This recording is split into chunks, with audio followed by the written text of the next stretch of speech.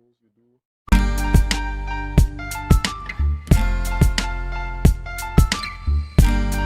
Put a smile on your face when you're moving from place to place. Good morning, good morning, morning, good morning, morning.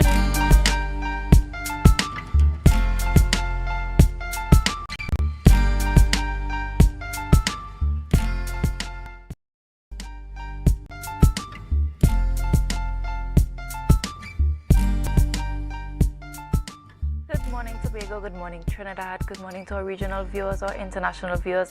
Thank you for staying tuned to Tobago Updates and for joining us here on Tuesday, the 7th of April 2026. We are into the new month of April.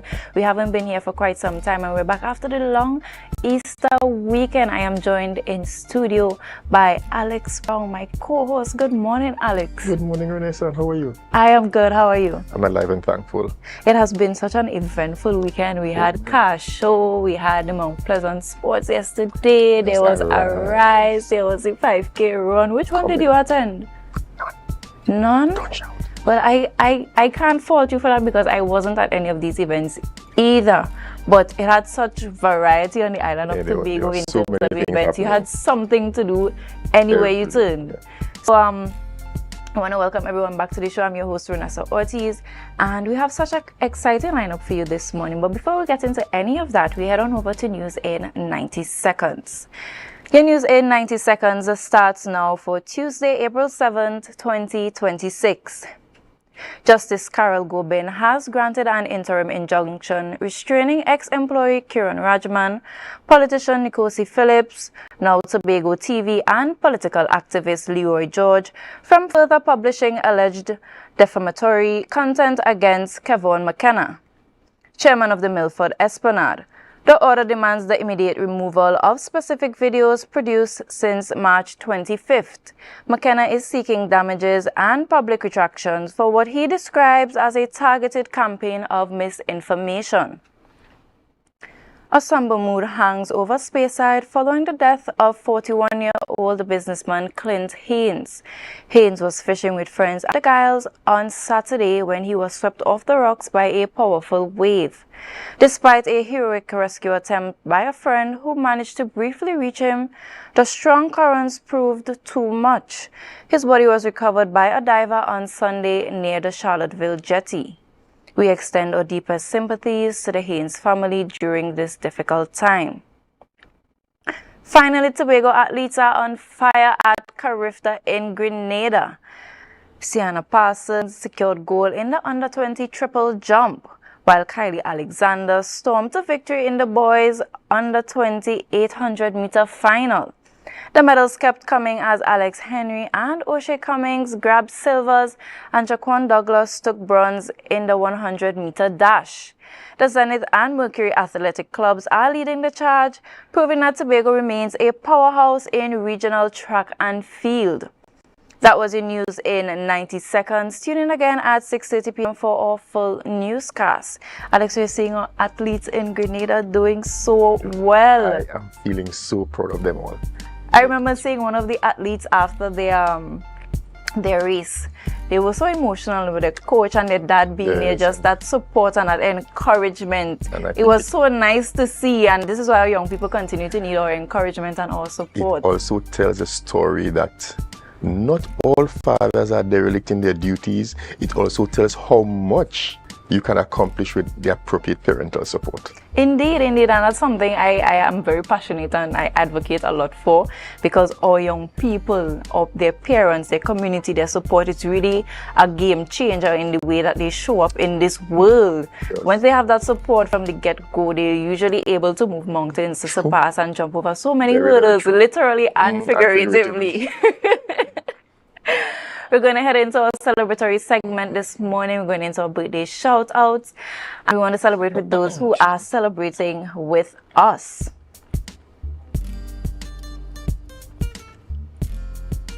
First up on the birthday shout-out list is Dexter Miller. Happy birthday to you. Look very dashing in your suit here in this picture. We hope that your day is just as splendid and that you spend it with those who love, cherish and appreciate you. And going forward in this year, we wish you all the prosperity that life has to offer. Up next, we have Nalicia Trotman. I love this outfit. I'll be passing by to get a borrow after the day is out. I hope you have a bright day filled with lots of cake, ice cream. Maybe you could stop by a place to have something to drink, a restaurant. I hope your friends take you out, you spend time with family, and that this year going forward is one filled with lots of love, laughter, and cheer. Next up, we have Tonya Williams. I love this photo. I hope you have a very bright day today. I hope your day is splendid. I hope it is filled with lots of cheer, that going forward, God continues to grant all his richest blessings upon your life. Next up, we have someone that is no stranger to us here on Tobago Updates. We want to wish my co-host Alex Brown a belated birthday. Happy belated birthday to you, Alex. I was hoping that you would have brought some cake and ice cream here for us so that we can celebrate with you. But that's okay. We will take it tomorrow. But we want to wish happy belated birthday greetings to you and all the best going forward in your new year. Thank you very much.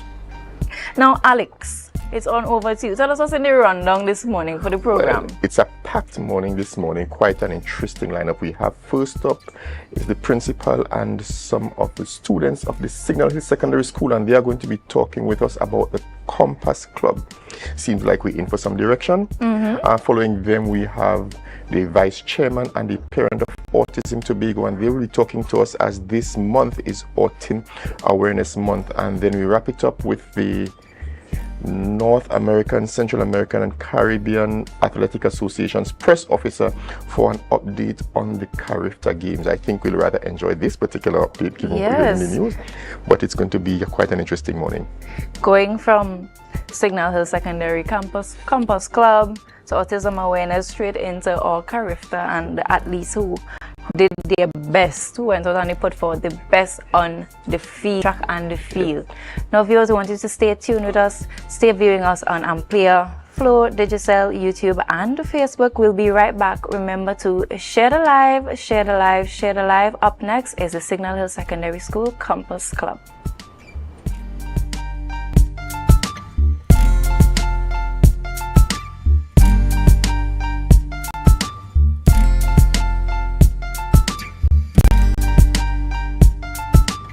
Our world is filled with rhythm. Rhythm that's unapologetic, infectious, timeless. Rhythm is commitment in action. It's how we show up for each other with unrelenting support that goes the distance.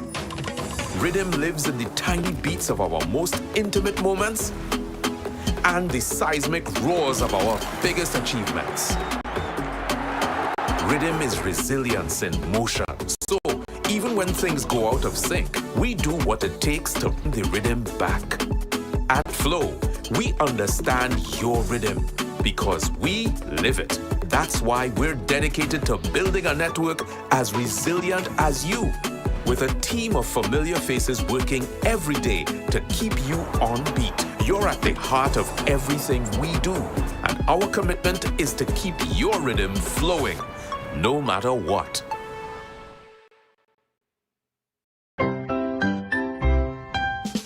Hop, hip, hooray, Easter money's on its way. Some bunny's getting a great rate today. Looking for a rate that's bright and sunny? Hop on down for some Easter money. 1% interest through and through, because we see you at BCU. Apply for a 1% Easter loan and let's hatch something great together. Hop, hop, hip, hooray, Easter money's on its way. In a world where our health defines our future and the Caribbean stands on the front lines of climate change, rising NCDs and global challenges, knowledge becomes our greatest defense. Caribbean Medical TV is your guide on the journey to wellness and insight, featuring our region's own doctors, nurses, climate specialists and medical institutions. From physical well-being to the emotional and mental balance we all deserve. Caribbean Medical TV empowers you because building a healthier future isn't just a regional goal, it's a global responsibility. In the Caribbean, vitality isn't just a goal, it's a way of living. Connect with the region through knowledge, hope, and the power of Caribbean resilience on Caribbean Medical TV, where awareness becomes power. Join the conversation, join the movement. Be viewing Season 4 of Caribbean Medical TV right here on this station. Tobago. It's Carifta, the event space formerly known as Shade, for the Court Tobago. Says, let's celebrate Carnival. Bring your coolers every Friday and Saturday, starting from Friday the 30th of January till Carnival week, and pay $50 at the door with your cooler all night. No ice, no chaser allowed. Top DJ and artists passing through every Friday and Saturday. To pre-book your cabanas, call 369-6414 and 394-3612 or email iwamg@mail.com. And this promotion is going on until Easter. Gates open at 9 p.m. It's rum, it's bacchanal. Bring your coolers and come. Been down this road before. All that left is rum and bacchanal. This is carnival.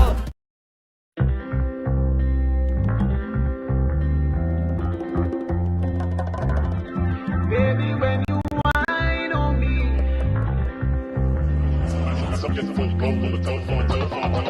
I get wet. I get wet. I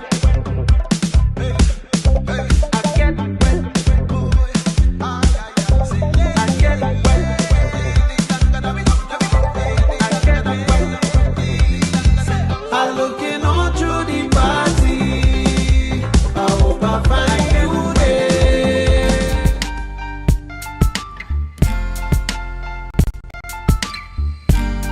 Put a smile on your face when you're moving from place to place. Good morning, good morning, morning, good morning, morning.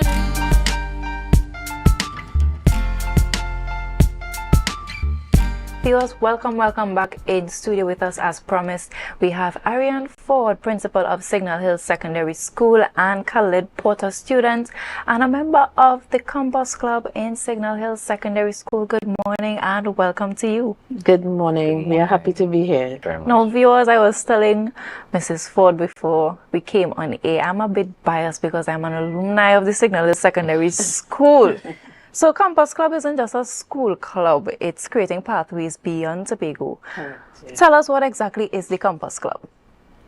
Well, the Campus Club is a club that began simply in October when I realized that students did not understand that they could access global opportunities. That is not to say that I am not in support of our regional or local opportunities here, but I recognize that some of our higher performing students did not fully understand how to access those opportunities. So I came together with some students and we created what was called, or what is now called, the Campus Club. So it's there to give guidance, direction, and empowerment for students to access these global opportunities. Now, many students have potential, as you mentioned, Yes. but they lack access, and there's Yes. this gap. How does the Campus Club bridge that gap?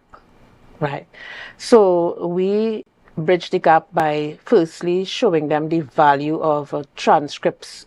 Students, I find on the island, they don't understand the significance of building a transcript from the moment that you enter your secondary school. So they have a tendency to cram, to focus on the external exams, and when the universities ask for a transcript, some of them, they don't even know what that is. So the Campus Club, first of all, is bringing awareness on what is required in accessing these opportunities. And the first thing is the transcripts, and then you must have a certain set of activities, because at the end of the day, the colleges, universities, they don't only want students who are gifted or students who are very academically inclined, but they want a well-rounded individual. So the aim of the Campus Club is to provide that kind of guidance that will enable students to access those opportunities. Yeah, and if I may add, she was saying about bridging the gap. I think also exposure to the colleges in itself is very important because me personally, before the experience, I wasn't aware of all these colleges or all the experiences or opportunities that I had. So just the exposure to the schools and to the states and to a wider experience was really important, I think.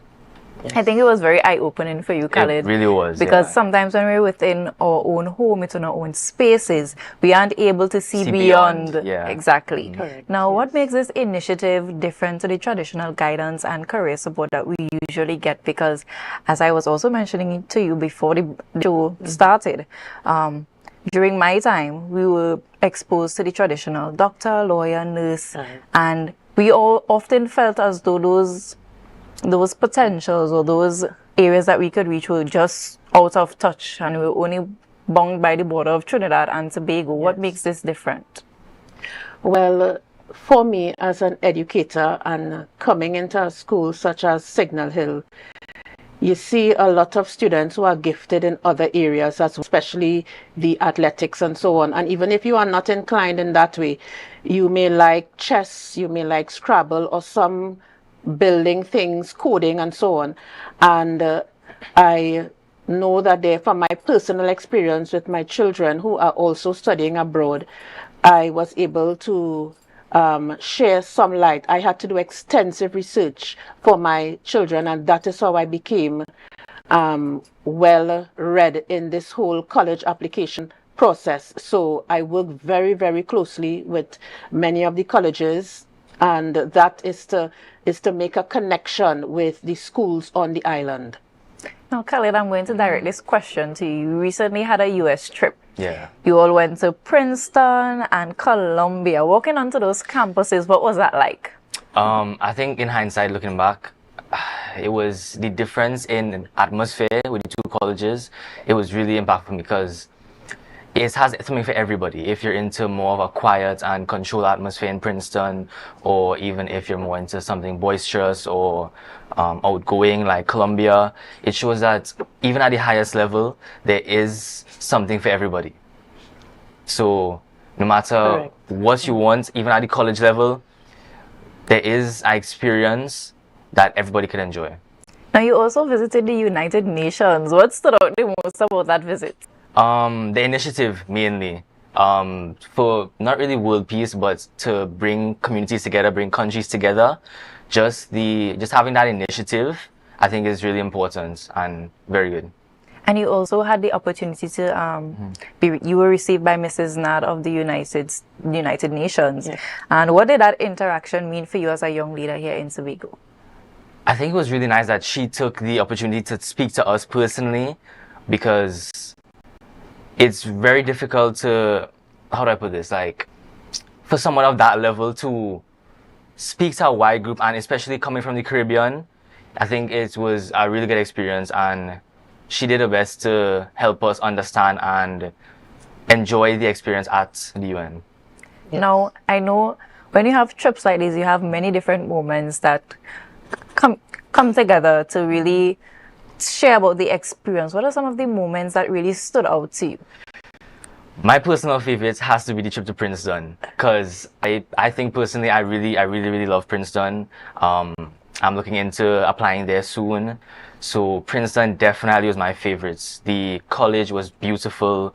The when we're getting the tour, yes. The tour guide, he was very well educated, helped us show the entire thing, included how to apply, what it's like living there.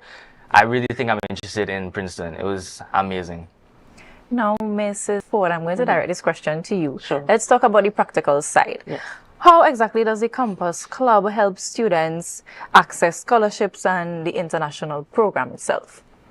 Right, so the first thing is that you have to be aware of what is out there. So the first step that I do is bring awareness by telling students about the three-tier system in the US. The tier one are the colleges that will provide most of the financial backing, the full ride scholarships and so on. The tier 2 are the colleges that will give maybe about 60 to 70%, and the tier 3 would give about 20 to 25%. And when the well, they have to know where they are at. We look at their transcripts, at their performance and so on. And for like the colleges, like the Ivy Leagues, the acceptance rate is really below 5% in many of them. And they take things like on a level, persons who have a cure for a disease, who have published a book and so on. And I just wanted to empower and inspire the students at Signal Hill to make them realize that they could achieve that level of excellence as well. And so like you asked, the first step is in bringing awareness, because I always tell my students, if you don't know, if somebody comes and asks you to run a race and you don't know what is the race, whether it is a 5K, 100 meter, whatever, you setting yourself up for failure. So the first thing is to understand the system, to know what is entailed, what is the acceptance rate, to understand fit. It's not only about the prestige of the institution, but where your interests and goals would lie, and that takes some time. So really, that is my aim, and the aim of the members of the executive team, to really educate students on how to go about the process, how to make the transition from Form 6 to applying and then getting into the colleges. Now, viewers, this interview is not over. Up next, we have two students, Dominique Williams and Siobhan Sandy, joining us to also tell us about their experience being a part of the Campus Club. Stay right here. We'll be right back with that interview. And remember to share the live, share the live, share the live. We'll be right back.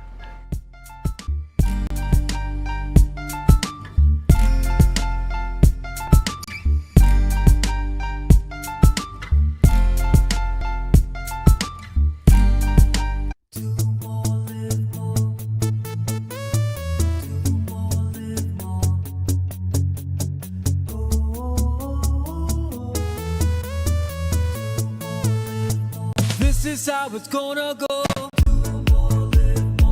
Better look up below, 'cause this is your show, and everybody's gonna know. Say it to them once again.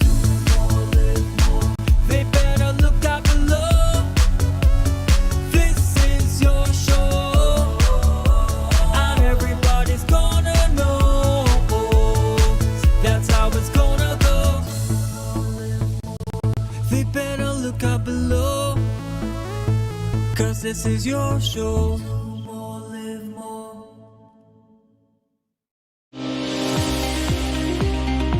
I think part of the problem we have, and this is not unique to cardiology, but this concept of checkup is going for review. So for example, women are probably better at, they have the mammogram, they have the pap smear, an older patient might have a schedule with a healthcare clinic. So a lot of people in their 30s and their 40s and their 50s don't think of our healthcare as being part of a proactive thing. So they're waiting for something to happen, then go to the doctor. Be viewing Caribbean Medical TV on this station. Trinidad, Tobago and abroad, your chance to drive away in a brand new SUV is still on. The BHS Centennial Raffle has been extended to Thursday, 30th April 2026. And that's not all. Prizes include a travel for two to Miami and Curacao, Tobago staycation, iPhones, computers, smart TVs and more. Tickets still only $100. Get yours at selected outlets or at islandetickets.com. Details at bishopstobago100.com/raffle. Are you in a dispute with a registered investment service provider of the TTSEC? Or maybe you're the victim of an investment scam? You can lodge a complaint or submit an anonymous tip to the Trinidad and Tobago Securities and Exchange Commission. Download our Investor Protection app or go to ttsec.org.tt to access our complaint form or submit an anonymous tip. Write a clear summary of your complaint.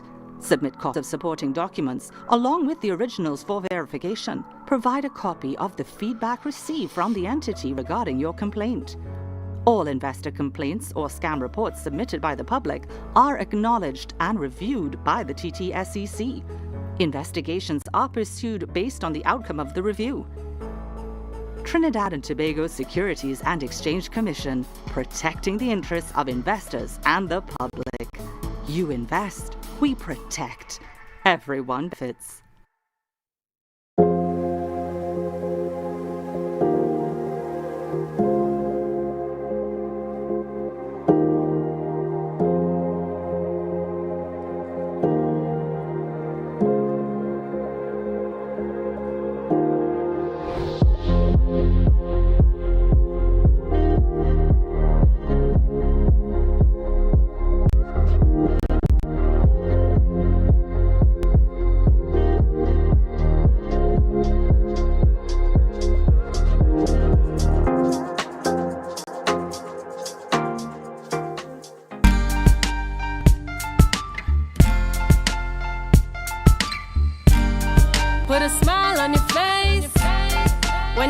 moving from place to place.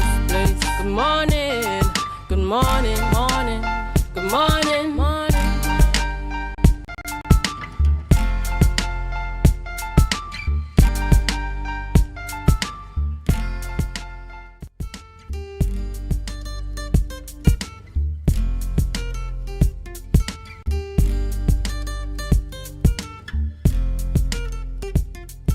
Good morning, viewers, and welcome back. As you heard before the break, we continue talking with Signal Hill Secondary School and representatives from the Compass Club.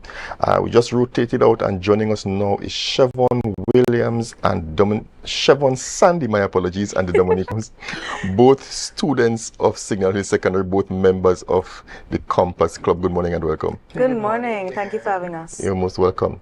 No, I heard off air that you're both upper sixers. What has life in sixth form at Signal Hill been like?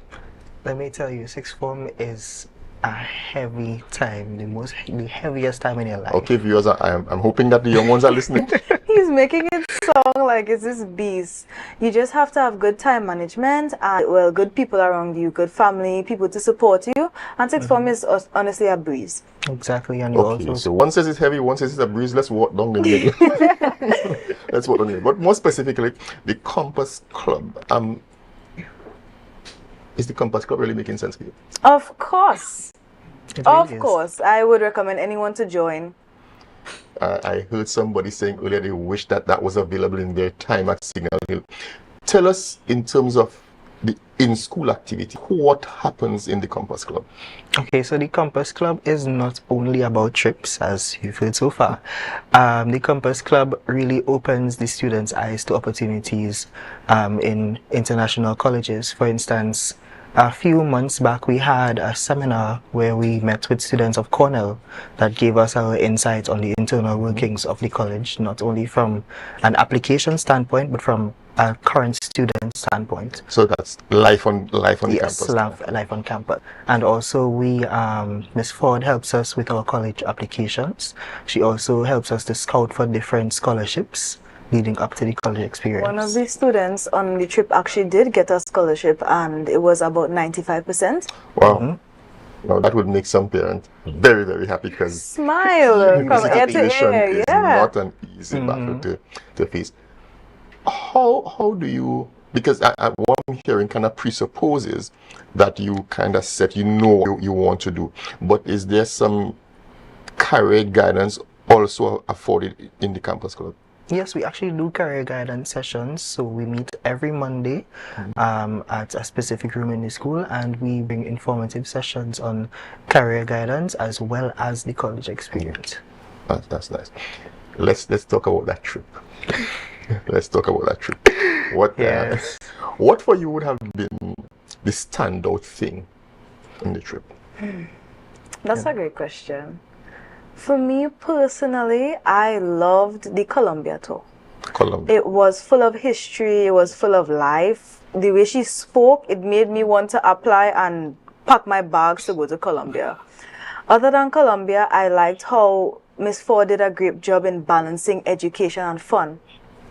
There was never a time on the trip where I felt overwhelmed to go to so many colleges. There was never a time that I felt that, oh my gosh, this is so stressful. She made it fun, she made it light, and everyone enjoyed. You could see our smiles in all these pictures. Yes, I can. We thoroughly enjoyed, and I greatly appreciate her for that. What about you? What stood out for you on the trip?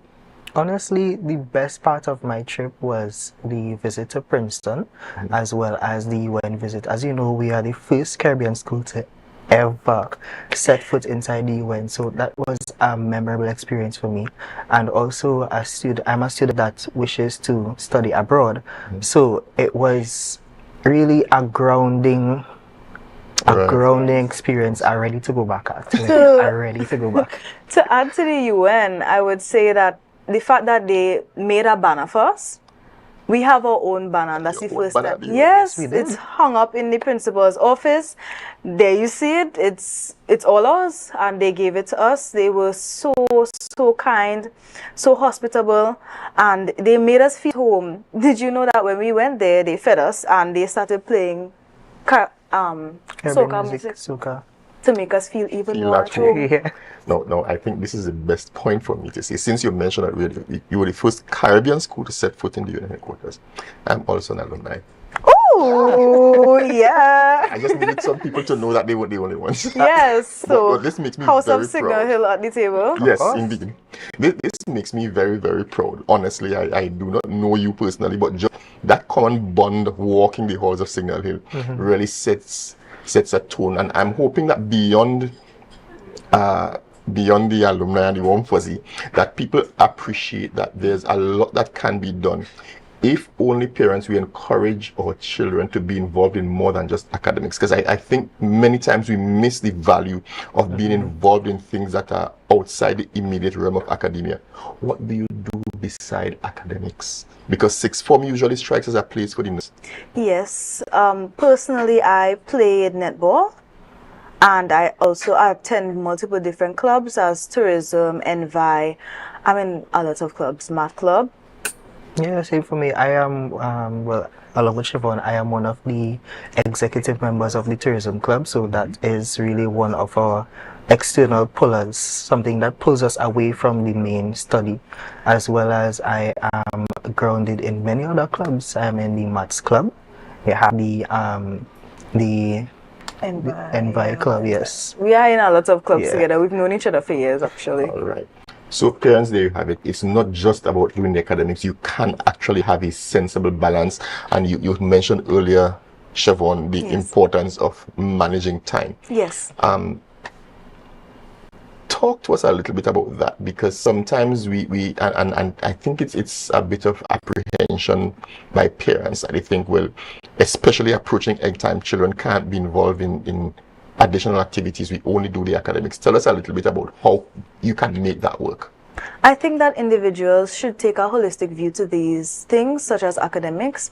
And in time management, I would recommend that you sit down and be real with yourself. You can't study for an hour. You can't study 3 hours straight. That's impossible. You talk to yourself, you understand yourself, and say, okay, I need to get this done, and I will get it done between 1 to 2. And after 1 to 2, I'll take a 30-minute break. And as soon as that 30-minute break is finished, I will start again. You need to understand your level of attention. You need to understand how you study as well, because there are people who can write out a note and remember it. And there are other people who could just look at the book, read the information, and remember it. It's all about how you take that approach. And time management in Signal Hill, I'm happy to say that the teachers, including form teachers, often drill us about having timetables, having a good schedule, having a good balanced life. Academics is not everything. If you were to fall away and faint, God forbid, who's going to get the degree for you? Exactly. You're going to be in the hospital now.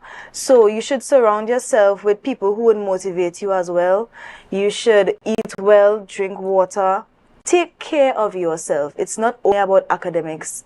And some parents struggle to understand that, and that's okay, because if you want, you could always make a study system a study buddy. He is my study buddy, actually, and we were studying last night because, as you do know, Cape and is upcoming. It's hot. It's hot, and it's nice to have somebody who would keep you accountable. Now, this is viewers pretty mature conversation at this point, having somebody who holds you accountable. Is this something that is widespread in the Compass Club? Because I'm looking at the real life benefits to having the club and being a part of it. Is this something that's widespread in terms of the philosophy of accountability and how you manage your time and stuff? Is this something that's widespread in terms of what the club promotes? I would say so, because even during the trip, we had a buddy system and we had a room system. So you make sure that everyone in your room is accounted for, as well as your buddy. So yes, I would say that is well incorporated into the Compass Club. And the Compass Club encourages students to be take the initiative, basically. And I like that about it. Probably 2 more questions as we try to wrap the interview. Compass Club is open for all students. Given that it was not available Before. Has there been any consideration to offer some of these services probably to recently exited students, probably to students who recently left the institution? I think that was one of our main discussions about allowing alumni to enter it, because I know many of our alumni, recently exiting students, have not yet grounded themselves in the opportunities that they can have. So we want to open the club. I'm not sure if Miss has considered opening it really close from now, but yeah, we want to. And finally, parting words, particularly to students of your school who are not yet part of the Compass Club. I would say reach for the stars, join the club. Yes, it's on a Monday and you might not want to have a meeting on a Monday, but join the club. We have a lot of big plans. I'm not going to spoil it, but if you join the club, you'll know. And it really is one of the clubs that helped me in Signal. And I would say it impacted me greatly. Without it, I probably would not have been exposed to the fact that as a Caribbean student, I can go out internationally and succeed there as well. I wouldn't have had that push, I say. I want to say that this club is an eye-opener. So do not hold yourself back. It is really an eye-opener. If you had asked me last year around this time, I knew what I wanted to do. I didn't know where I want to go. As you can see now, I am well grounded. I have already selected a university and I am pushing forward to that. So Compass Club is something that really drives you to become better as a person, as well as explore the opportunities that are out there. Well, thank you very much, Dominique and Siobhan, for sharing with us. Thank you, Signal Hill. You made me proud. I've made all the alumni proud, and you're doing Tobago really a great service. Thank you very much. Thank you for joining us. Viewers, we go to a break now. Up next, we have autism awareness, and we're talking with Miss Paria and Miss Salino. They will be sharing with us. This is Autism Awareness Month. Remember, during the break, viewers, share the live, share the live, share the live. Thank you again for joining us. Yeah.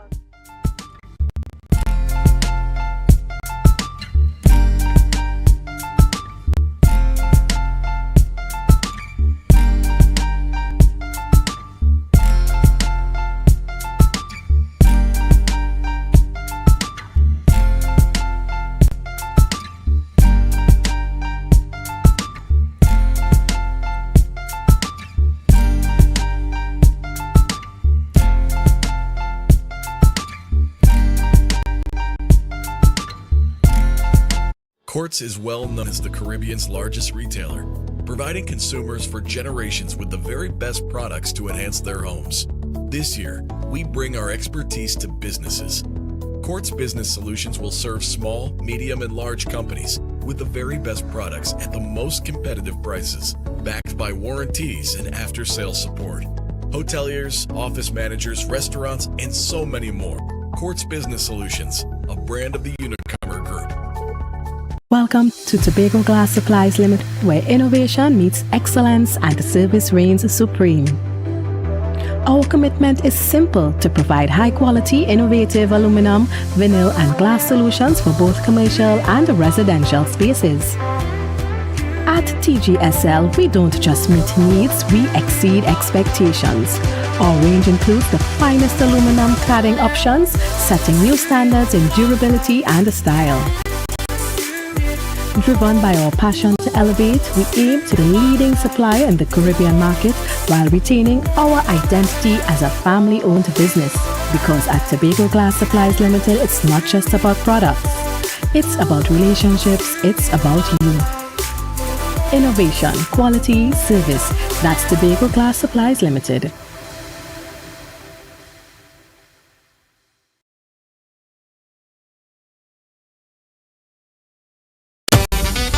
Tobago. It's called The Vibe. The event space, formerly known as Shade, for the Court Tobago, said, let's celebrate Carnival. Bring your coolers every Friday and Saturday, starting from Friday the 30th of January till Carnival week, and pay $50 at the door with your cooler all night. No ice, no chaser allowed. Top DJ and artists passing through every Friday and Saturday. To pre-book your cabanas, call 369-6414 and 394-3612 or email iwamg@gmail.com. And this project is going on until Easter. Gates open at 9 p.m. It's rum, it's bacchanal. Bring your coolers and come. Been down this road before.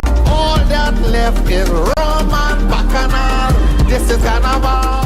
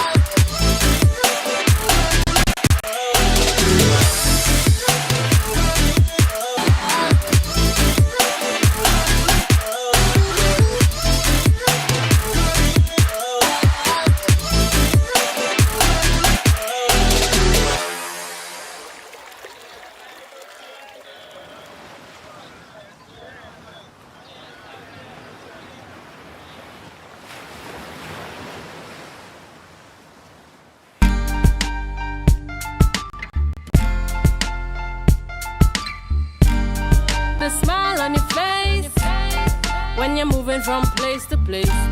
Good morning, good morning, morning, good morning, morning.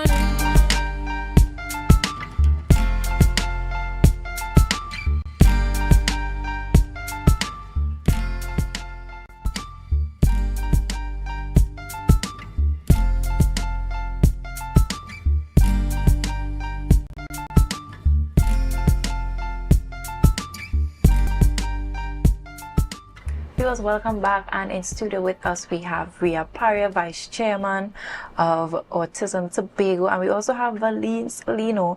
She's a parent who is also with the Autism Tobago community, and we're talking about Autism Awareness Month. Good morning and welcome to you, ladies. Good morning, good morning.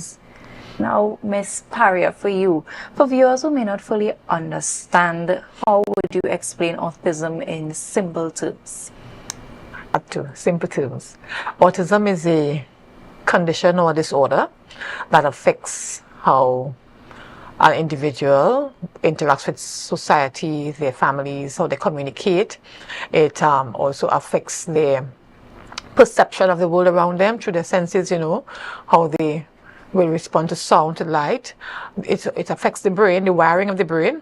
So sometimes you may see some different or wide spectrum or different symptoms or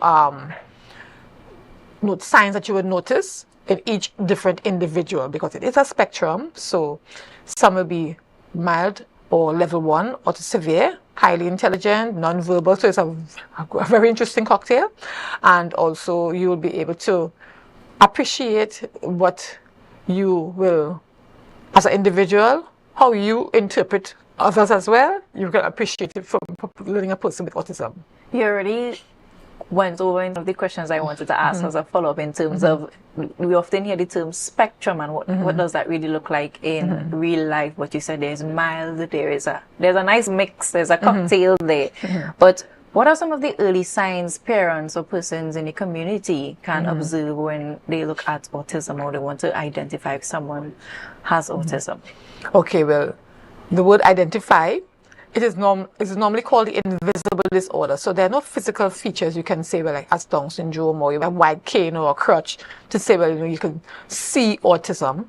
It is also diagnosed in the first 3 years of life by a multidisciplinary team of psychologists, doctors, speech therapists. So all these persons have to observe the child before a diagnosis of autism is given. And because it is a developmental disorder, you will observe signs in the child's developmental, the process, their milestones. They may be babbling and stop babbling. It may not babble at all. They won't be pointing. They'll be, in toddler, incessant laughing, incessant crying.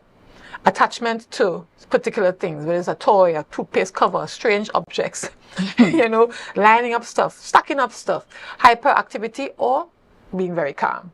And the symptoms are very wide. And because it is a spectrum, you will find, like some relatives might say, nothing wrong with the child, normal to me, that's how children behave, But there is a wide list, a very long list of symptoms that they must observe. That's why sometimes it takes a while before they do diagnose.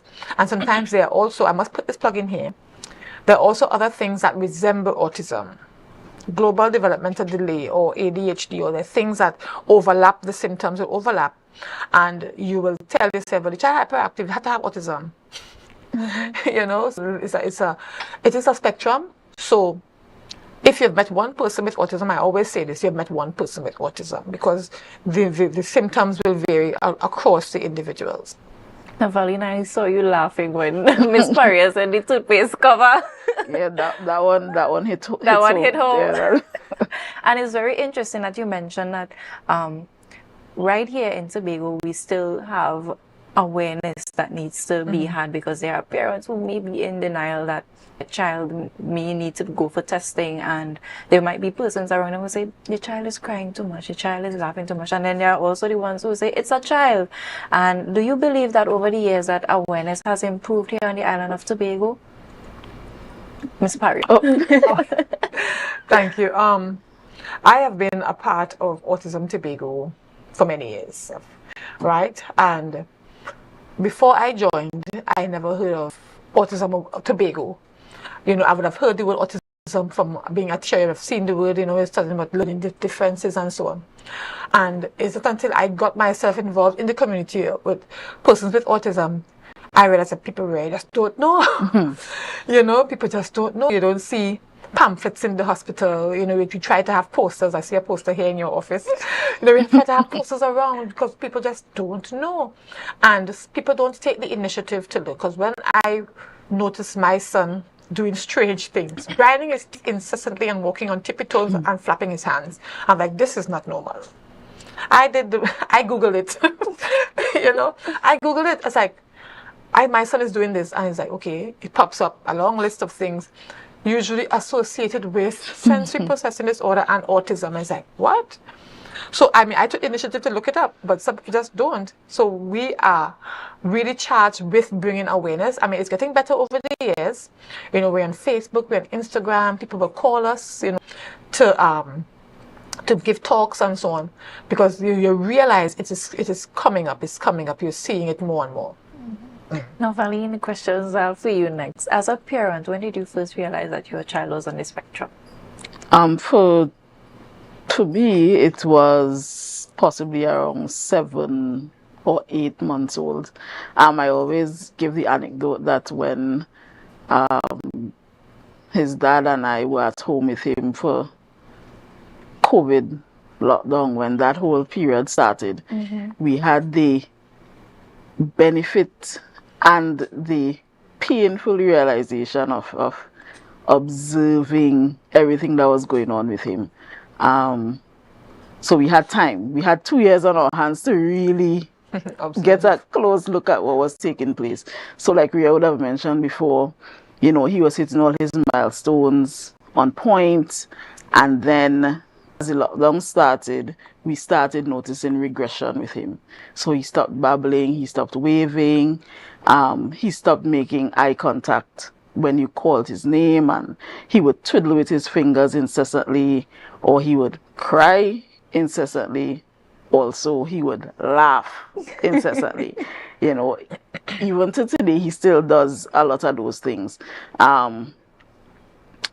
one of the things that always resonates or always remember is that part of the assessment for autism is getting a hearing test. So, you know, all the time when we would call his name and he's not responding and all of those kind of things, you have to go down to Dretchy to get the hearing test done. And I always say when people ask this, I remember distinctly praying for this child to have a hearing issue, because to me, that was something that I could fix, possibly. Learn sign language, get a hearing aid, do a surgery. But it turns out that that was not the case at all, you know. So it was from that early on, and even as Ria said, his father and I are persons that would research a lot. So from the time you start seeing the little red flags, not that you're trying to self-diagnose or get into any kind of rabbit hole or anything, but you can't afford to be in denial. Yes. You know, so you know what you have and work with. Yeah, in family times past, you would notice something may be wrong with this person or something may be wrong with this child, but because we are a culture that's kind of enveloped in denial and shame and shirking persons away, for us it was a situation when you know better, do better. Right. So when we started identifying the signs, we really tried to get ourselves as educated as we possibly could to be prepared for what the possibility could have been. I can imagine that was very emotional. It still is. I don't think it ends. So what was that like, from uncertainty to acceptance? I don't want to say bittersweet, more bitter than sweet. You know, sweet in terms of confirming that, yes, you know, you're not crazy. What you're seeing is actually happening. But, you know, it's always painful to kind of accept. We like to say mourn the child you wish you had, the child that you wish you had, or the child that you planned on having, you know, and the life that you projected them to have. Now, on the flip side, I'm sure that there are rewarding and beautiful moments of raising a child with autism. Can you share some of those moments with us? Well, you know, for us, the things that are rewarding are things that persons often overlook. So I remember maybe 7 months ago, he's 6 now, and 7 months ago, he started buttoning his pajamas. So I'm getting him ready, getting him ready for bed, and I usually dress him and thing, and he just kind of push out with my hand and he yay, bring out the parade. And I remember the first night he did it, he buttoned one and I got so excited. Threw a parade and he stopped.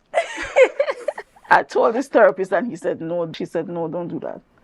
And the next night I was very nonchalant about it and he buttoned all 4 and I was like, all right, yeah. And I went cool. to the next few months celebrating. Yeah, oh gosh, yeah.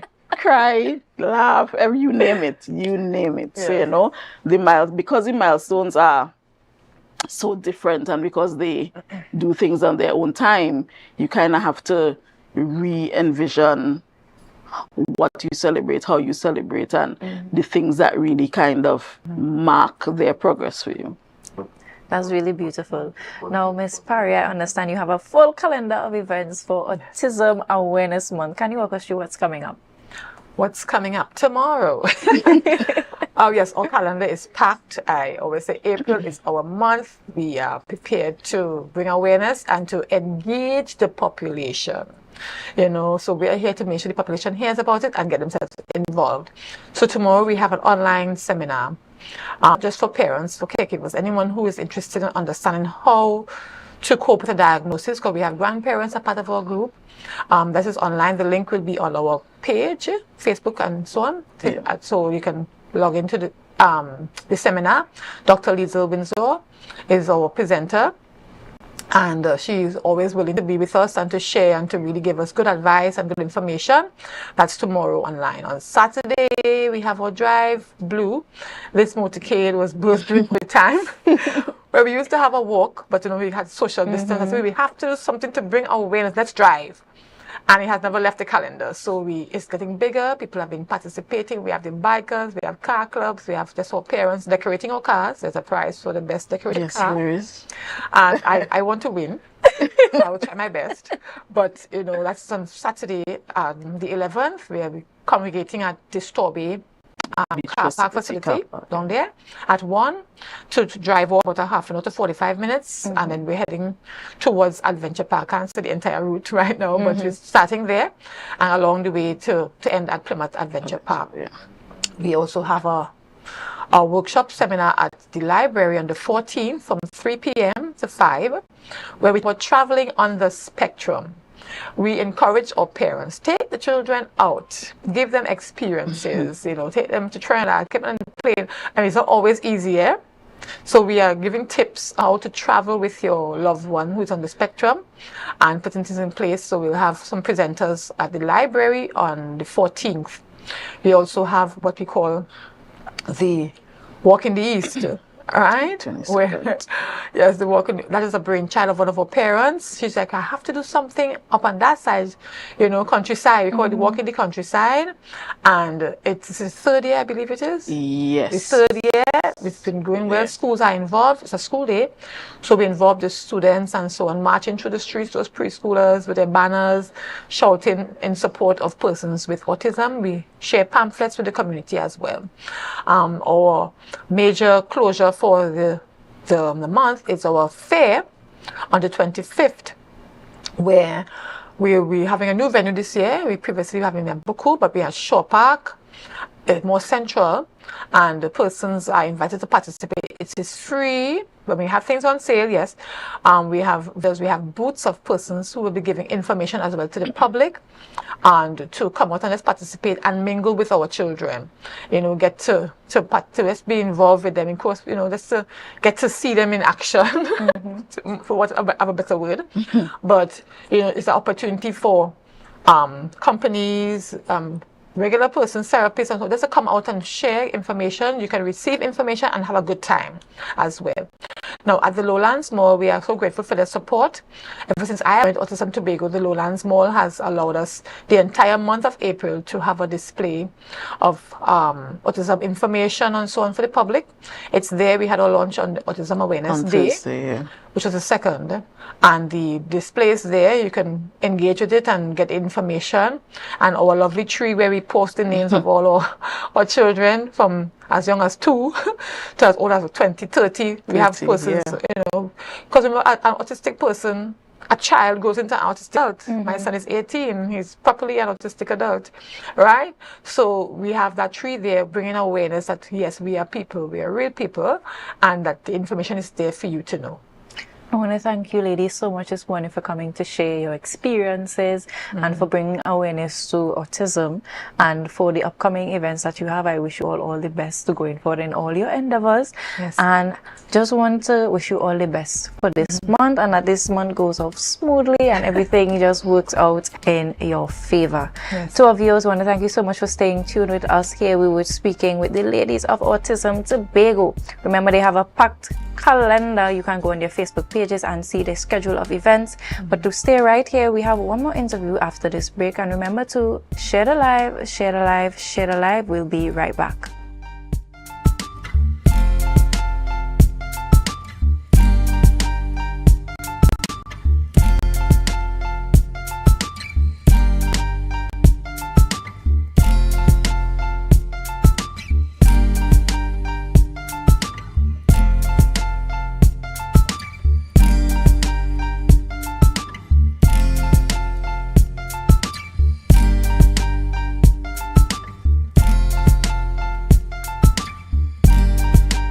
Our world is filled with rhythm.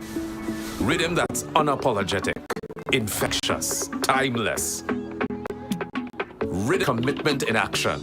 It's how we show up for each other with unrelenting support that goes the distance.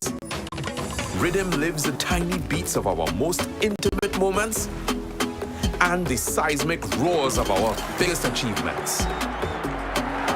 Rhythm is resilience in motion. So even when things go out of sync, we do what it takes to bring the rhythm back.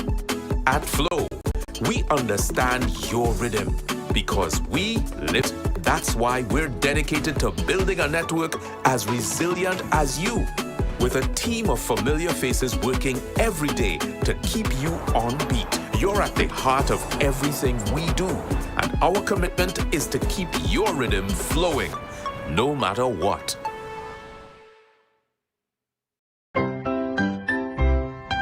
Hop, hop, hip hooray, Easter money's on its way. Some bunny's getting a great rate today. Looking for a rate that's bright and sunny? Hop on down for some Easter money. 1% interest through and through, because we see you at BCU. Apply for a 1% Easter loan and let's hatch something great together. Hop, hop, hip hooray, Easter money's on its way. In a world where our health defines our future and the Caribbean stands on the front lines of climate change, rising NCDs and global challenges, knowledge becomes our greatest defense. Caribbean Medical TV is your guide on the journey to wellness and insight, featuring our region's own doctors, nurses, climate specialists and medical institutions.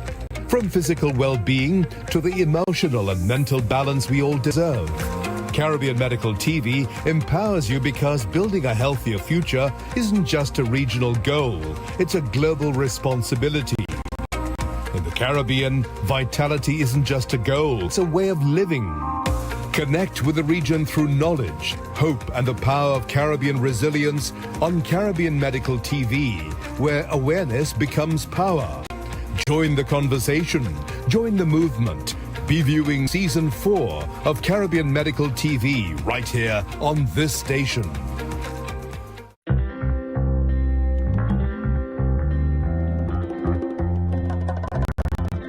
Baby, when you whine on me,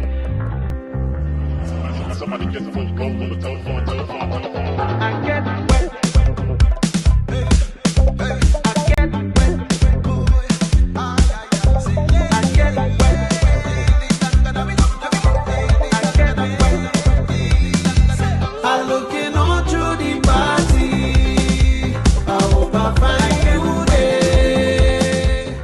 The Caribbean is more than just a place. It's a spirit, resilient, vibrant and full of possibility. Rooted in connection, driven by community. It's who we are at the heart of everything we do. For over 150 years, we've been right here, invested in the Caribbean, its people and its progress. And today, we're going even further. Liberty Business, rooted in the Caribbean, committed to you. Coming up, another show-stopping performance from the Republic Bank Exodus Steel Orchestra as Antigua and Barbuda got ready for its own fiesta of color and energy. New ideas for Tobago tourism delivered at the Youth Congress. This highly rated property fits in perfectly with the vacation offerings of St. Kitts and Nevis, where the future of travel was laid out. It's all next on this station.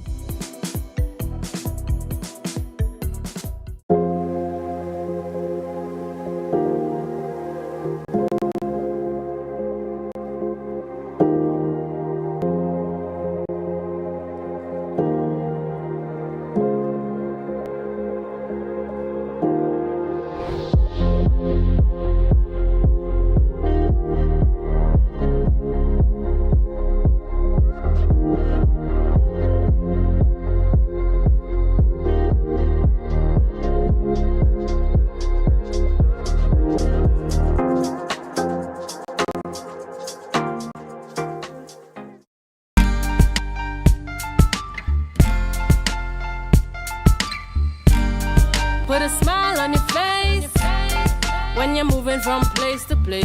Good morning, good morning, morning, good morning, morning.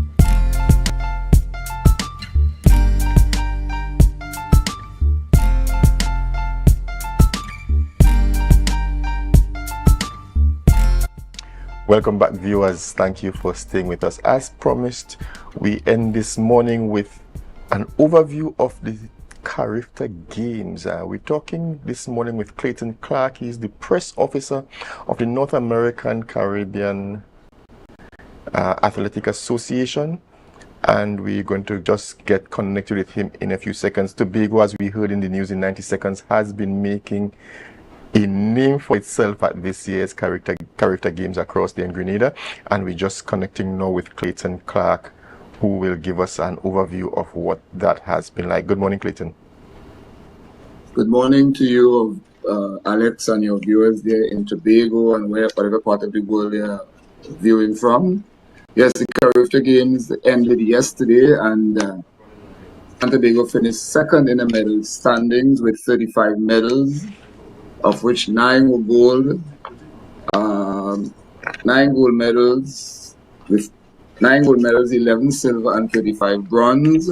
Jamaica first, 28 gold, 27 silver, and 16 bronze for a total of 71 medals. Of that 35 medals, 16 were won by Tobago athletes. Tobago athletes won 3 gold, 5 silver, and 8 bronze. And just to put, for a total of 16 medals, just to put that into perspective, Tobago would have finished 6th on the medals table overall. And the medalists for Tobago: gold, Sheena Parson, Mercury Athletic Club. She won gold on the 20 triple jump, 13.12 meters. Now, she's born in the US, but her father is a Campbell from Canaan. We seem to have lost audio contact with Clayton for a moment. We take a break, and while we do that, we'll try and get that audio issue sorted out. Stay with us. We'll be right back.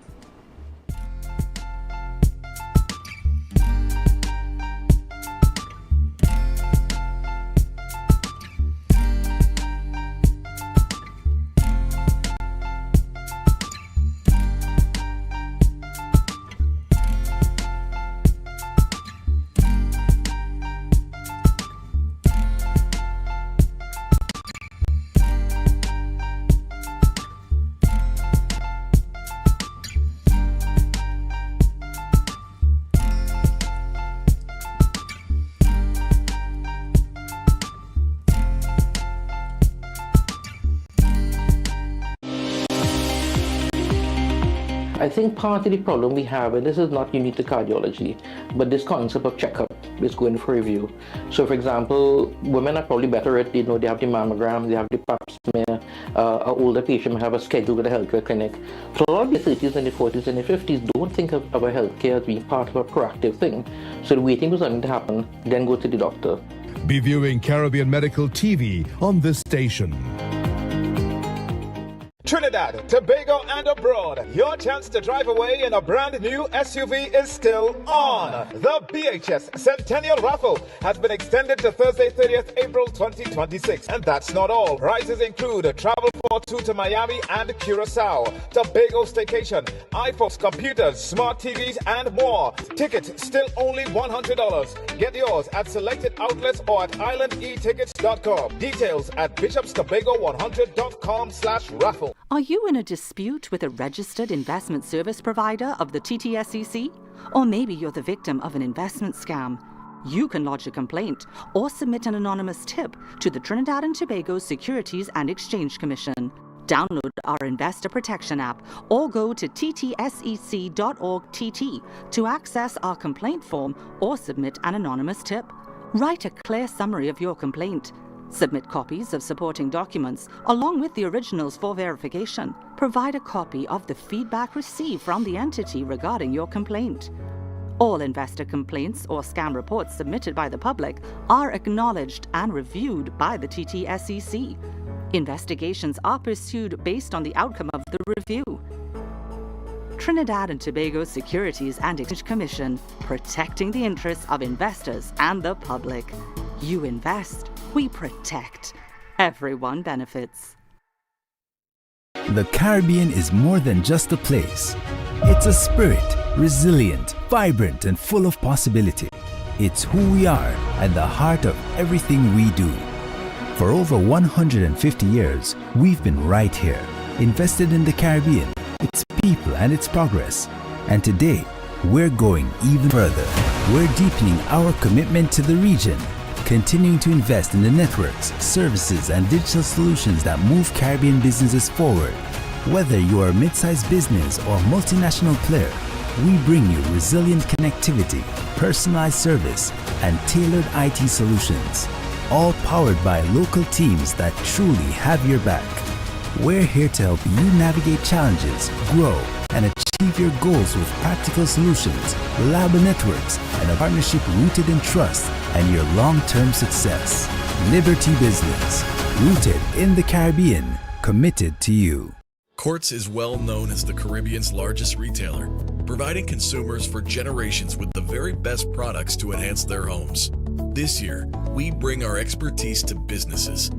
Quartz Business Solutions will serve small, medium, and large companies with the very best products at the most competitive prices, backed by warranties and after-sales support. Hoteliers, office managers, restaurants, and so many more. Quartz Business Solutions, a brand of the Unicomer Group.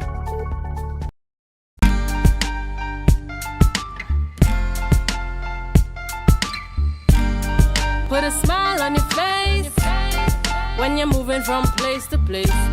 Good morning, good morning, morning, good morning, morning.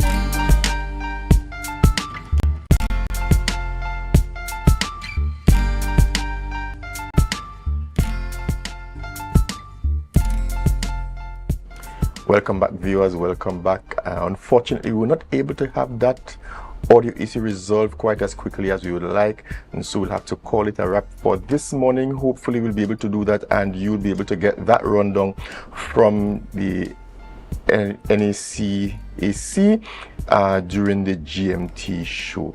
Thank you for joining us. It's been a packed morning, Renessa. It has. We have the Campus Club from Signal Hills Secondary, and then we went into autism awareness, and they have quite the packed calendar for April. Indeed. So to all of viewers, those who may not know about autism, who still need some information, or parents who may be experiencing signs within their children, I think this is a great opportunity for you to be a part of the upcoming activities, and you can do your part and to ensure that you get all the information that you require for your children and also for your awareness, so that we are able to better include all the individuals within our society and relate to them in a way that they understand.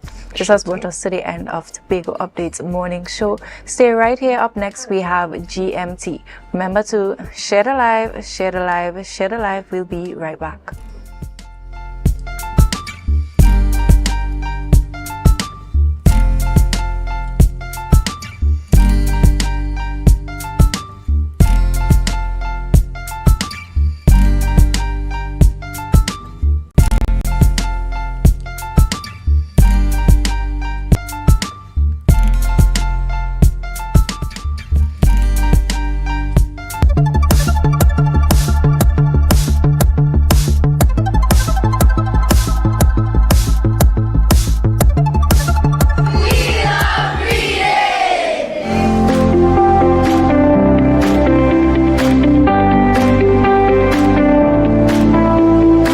My intent is to have books. We are doing libraries in schools in Tobago. I am focusing on the libraries for the rural schools. Lance for me, Bloody Bay, Parla Trevere.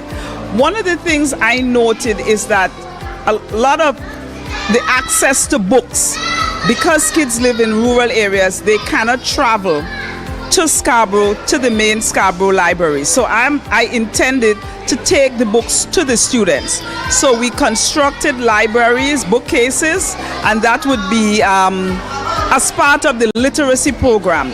I think reading can help others because it can give them more knowledge and educate them about other things. I think reading is good because it increases our vocabulary and help us to read better and think more better. And I think them giving away the books, donating the books to our school is very smart, and I'm proud of them. And I like reading because it's just fun, and donating to the school is good because I love to read a lot of books. Which school is not happy to see the children lick their fingers and turn the pages of books, as we used to do when we were young?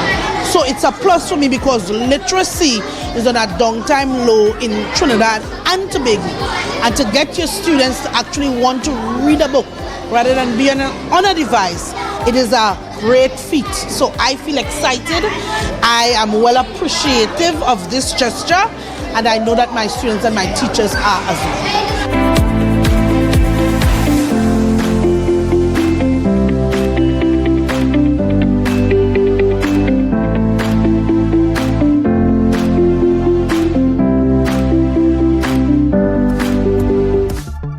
That was a production of the Department of Information, Office of the Chief Secretary, Tobago House of Assembly.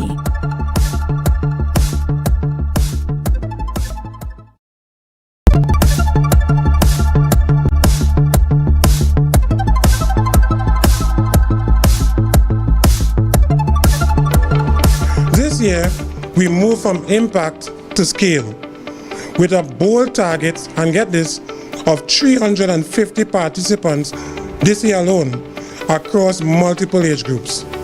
The aim is not just bigger, it is smarter, deeper, and more aligned to the future economy in line with the global trends and happenings.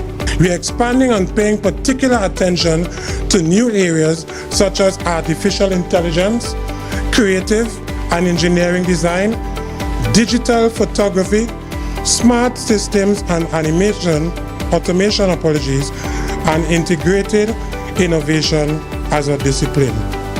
My favorite module was coding because it was very exciting and something new, and I've never tried it before. And I created a lot of stuff with my coding, and I would definitely encourage other students to attend STEM camp because it's really exciting and it brings out artistic, scientific and technological minds to STEM camp.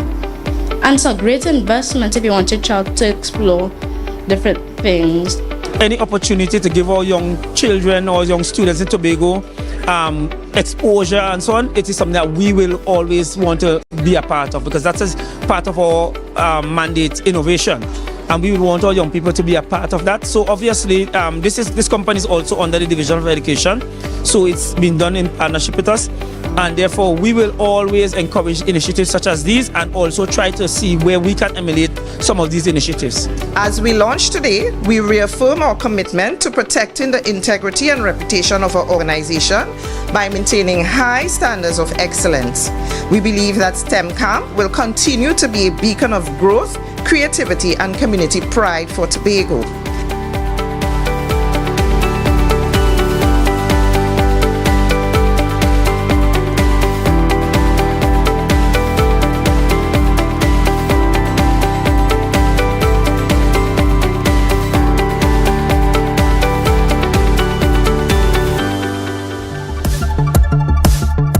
That was a production of the Department of Information, Office of the Chief Secretary, Tobago House of Assembly.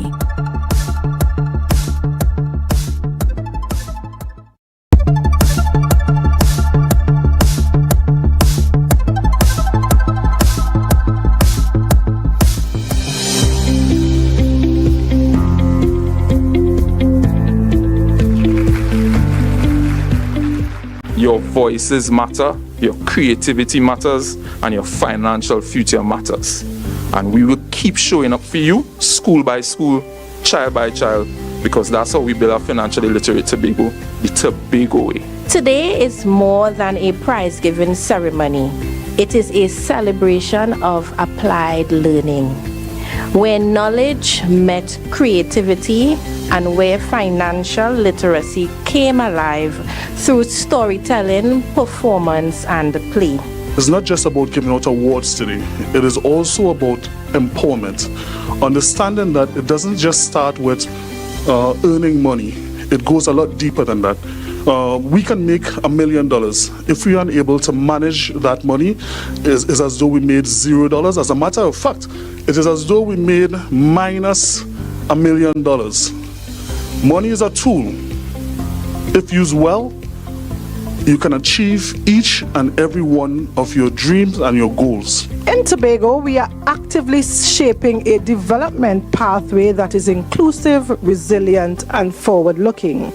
Let us be clear, no economy can thrive without financially empowered citizens.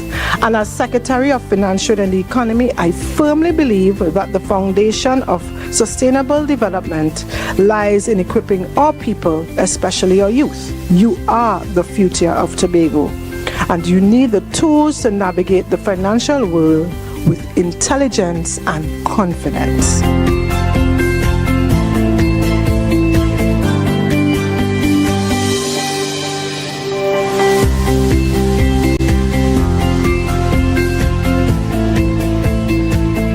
So today basically was the culmination of a Global Money Week 2026 efforts. It was twofold. First, it was a school caravan where we visited all the 9 secondary schools across Tobago with the message this year of Smart Money Talks, meaning speaking about money in peer pressure situations, advertising, marketing, how that affects spending in youth. It's important to have those conversations early so that they don't make the mistakes that a lot of us would have made before. And giving them a safe space to have that honest conversation. When we first were approached to participate in the Global Money Week conference, we were very busy. To be honest, we are upper 6 students, we are doing CAPE, we are swamped with SBAs and IEs. But I felt the need, and Tinashe felt the need to get this done because there is an important message we want to send, which is how to be smart with money. So we had to make time within our schedules to get the video done. And in terms of filming and editing, it was pretty straightforward. We finished it in an afternoon because we had no choice. We had work to do. I'm personally surprised because I always had I always felt like I never ever win anything, so this was like something to encourage me to keep trying and to persevere. I've learned a lot about finance. You're viewing Tobago Updates Television, your exclusive gateway to Tobago, broadcasting the beauty of this island paradise to the world.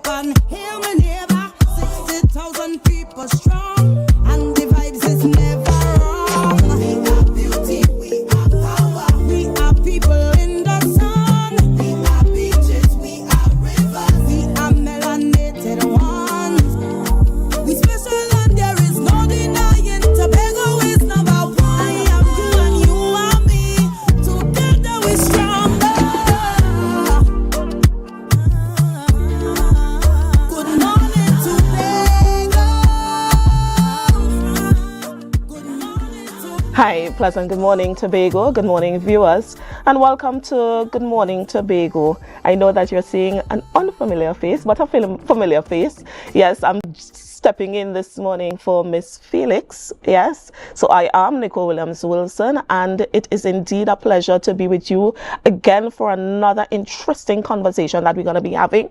Very meaningful conversation that would continue to inform, educate, and empower each and every viewer. Today, as we know it, in this fast-paced world that we are growing into, and where social media plays a very important role, but yet we have certain guidelines with regards to such.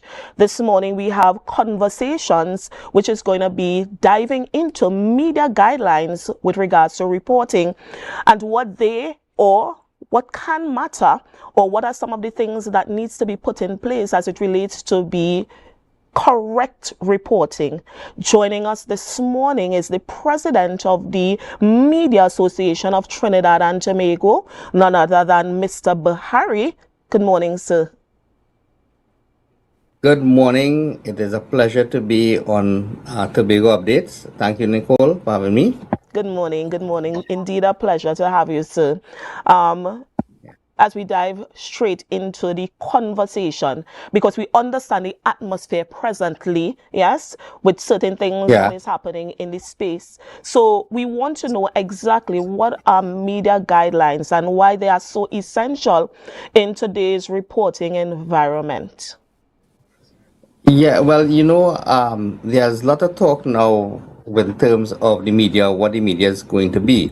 If you look at traditional media, meaning maybe the newspapers, the publishers like that, when you publish, that is, we are going through a transition period in terms of that.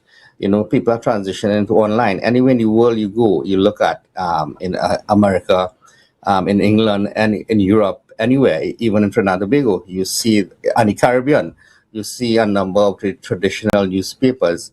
They are going out of business. In Trinidad and Tobago, we had Newsday, and that has folded up.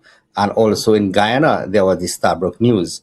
So the whole landscape in terms of the media has changed and is changing. And that brings into the question about journalism. The Media Association of Trinidad and Tobago, we are not a trade union. I want to make that clear. We are an organization that promotes journalism. So what we do, we are there to protect journalism, to ensure that anytime there's any threat to journalism, we'll be there as a vanguard to protect it and to ensure that it goes forward. And because in any society and in any democracy, journalism is important. You always have to put that scrutiny in the powers that be, anybody in society. And a journalist is someone who always seeks the public's interest. That is what we always do. When we look at what is happening now in the landscape, you see a lot of social media. Social media has basically changed the way how reporting is taking place. But the point is, not someone on social media is not necessarily a journalist. And I say that because a journalist has certain tools that a journalist uses in terms of reporting, as opposed to a paid blogger, for example. And the number one tool that a journalist uses is accuracy, is being accurate. That is, when something is reported, that journalist reports it. If it's for a press conference, if it's from Parliament, wherever it is reported accurately in an accurate manner. Not that we agree with what is said, but we report it accurately, as I said. And the second tool, which is very important, is that we always try to get the other side before publishing. So if there's an allegation made against Tobago Updates, for example, we're going to call them and get a comment from them. You know, that is what we do. So a blogger, someone on social media, would just put that out there without getting the other side. And that is what distinguishes a journalist from a blogger, from anybody who feel that they are journalists in social media or something like that. Because we always have to see the interest, and we have to be accurate in our reporting and also transparent. So meaning, for example, if we report something, we cannot get the other person. We will say we made attempts via WhatsApp, via calls to get him. So we are transparent in how we report what we do. And that is a distinction that takes place right now in terms of journalism and in terms of social media. But journalists, we get our stories anywhere, even on social media. But what we do before publishing or before broadcasting, we would verify it first. And that is the difference, what we do now. Thank you so much, Mr. Bihari. One thing that really jumped out at me as it relates to your conversation is when you made the point as it relates to accuracy. Yes? Tell me, because, you know, I know and understand that journalists would be under serious pressure as it relates to that breaking news. Yes? How do they balance that breaking news first while ensuring accuracy and creditability? That's a very good point. Since I've been in the media landscape, since the mid-90s, for example, one of the things I've been taught is that a journalist or reporter, is that one of our adages is, when in doubt, leave out. So if you're not sure, if you cannot verify it, we don't report it. What we do is that we try to verify it first, as I said. So you know, when you see people rush to do things, I mean, being first sometimes might be good for them, but at the end of the day, you have your credibility and your reputation at stake. So if it's not verified, we would not report it until we are sure that what is said or what is happening, it is true. Because, you know, people for example, do a lot of a lot of negativity, a lot of wrong things on social media. And for example, there is a policy in the media houses now that, well, there has been that we do not report bomb threats, because when you report bomb threats, that is exactly what the person wants, some popularity. So we have to be responsible sometimes in what we report on things we do. But at the end of the day, we have to ensure, like, for example, if there are a number of bomb threats at a certain place, we will report it because it's something that we think is in the public interest. But initially, we are guided by, credibility and decency in some instances, exactly to how we report and when to report. Thank you so much, sir.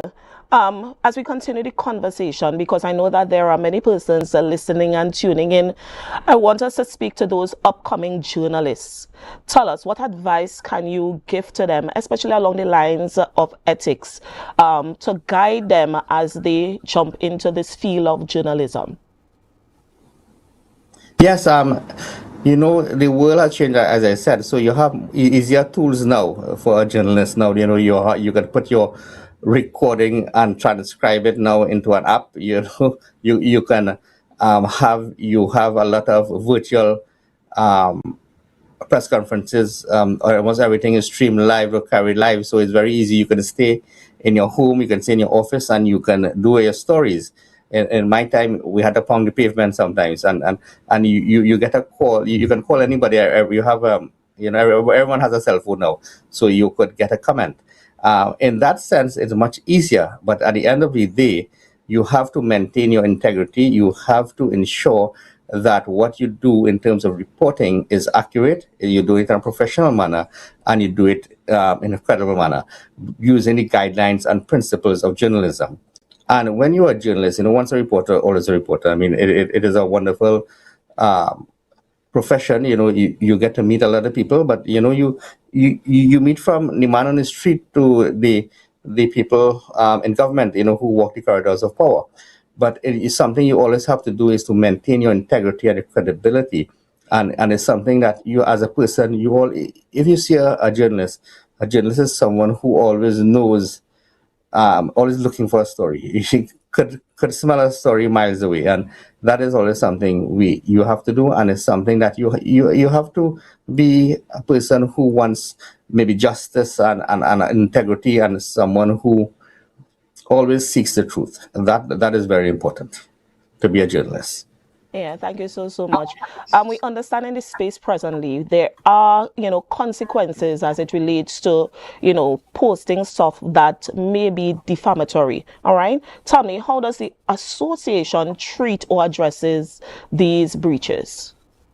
Well, we understand that there is laws in place. There are defamatory laws in place. So if someone feels that they are defamed, they are slandered or libeled, there's the court. I mean, there is that process in place. Recently, there were I think two people who posted on social media, and they lost when people sued them. So there is a system in place, I think, with our laws, that if some person is aggrieved, there is that process that you can go to.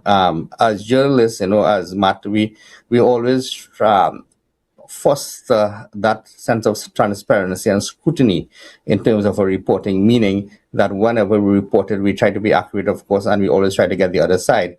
And one of the policies that we have, even in my organization, AZP News, is that if we are sourcing something, we have to get it at least by two independent sources. That is something that I think is the standard in terms of journalism. So if we have information, if we have documentation, we try to verify it before we put it out there. But of course, if there's allegations, we always try to get the other side too. That is basically what we do. Yeah, thank you so much, Mr. Bihari. we are having the conversation, and yes, we are leaning towards journalists, yes, but I know that you could speak to any individual because, you know, persons as well do post online. So tell us, how can, you know, persons as well be guided, because persons can be sued as well, yeah? Yes. Yeah, well, you know, it's a basic thing. I mean, when in doubt, leave out. I mean, if there's allegations against somebody, if it's serious allegations, you have to be very careful what you post because you can get in trouble for that. As I said, you know, so if you look at what is happening now, people are coming to source. You know which source is credible. So when you go on YouTube, when you go on Facebook, when you go on Twitter, on X, when you go on Instagram and social media, or when you go, you know, on the BBC website, on CNC3, on Tobago Updates, you know, on TV6, on EZPnews.com, you know that these are independent and credible news organizations, that when you see a story there, it has been verified and checked. And that is what happens. Yes. Yes? Yes. Thank you so much. As we, you know, really coming to the end of this insightful discussion, I really want to say thank you, sir. Yeah. What is one of the key message that you would like both media professionals as well as the public, because we're kind of wrapping up, to remember about responsible reporting? Yeah, I know you would have made some really, really important points throughout your conversation, but just to wrap it up and put it in a sum, tell me. Yeah, you have to ensure, because the world is so as a transform in terms of social media, and you have to realize what you do in the first in instance of you post something, it can affect someone's life, and if it's not true, it's something that people would be out. Once it's on social media, once it's on is online, it's there forever. You know, you can always find it. So be very careful of what you're posting, what you're sharing, if it's not verified. You know, that is something you always have to keep in mind, because anybody could be sued if something is posted that is not true and you are part of disseminating that. So you have to be very careful in terms of what you do or what you post online. Yes, Mr. Bihari, you made a very important point. When in doubt, leave it out. Yes? Leave out. So I am urging our viewers that, you know, if we are unsure about something that, you know, may seem, you know, very much leaning to the defamatory side, just leave it out. Mr. Bihari, thank you so much. Just to remind the audience, we are having the conversation with the president of the Media Association of Trinidad and Tobago, Mr. Bihari. He's also editor-in-chief of AZP News, yeah, and his conversation was about media guidelines when reporting. Thank you so much, sir. And to our viewers, remember, being informed starts with seeking the truth. And as Mr. Bihari would have mentioned, when in doubt, just leave it out. Stay tuned as we, you know, have more individuals coming up for this morning's program.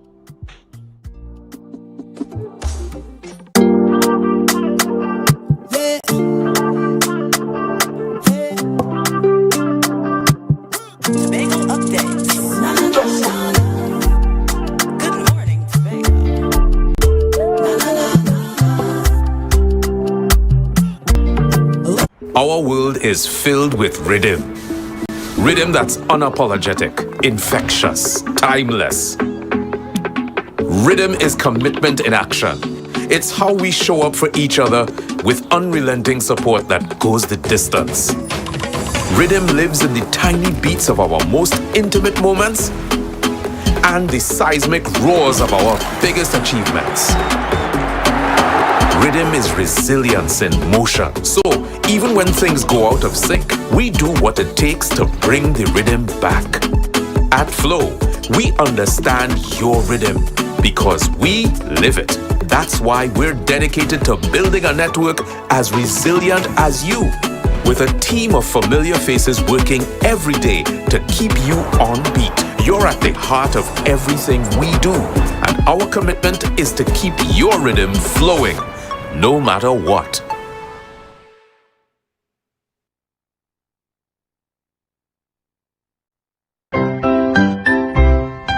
Hop, hop, hip hooray, Easter money's on its way. Some bunny's getting a great rate today.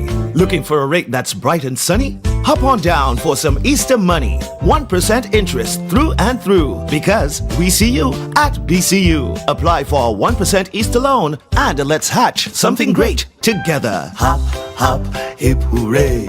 Easter money's on its way.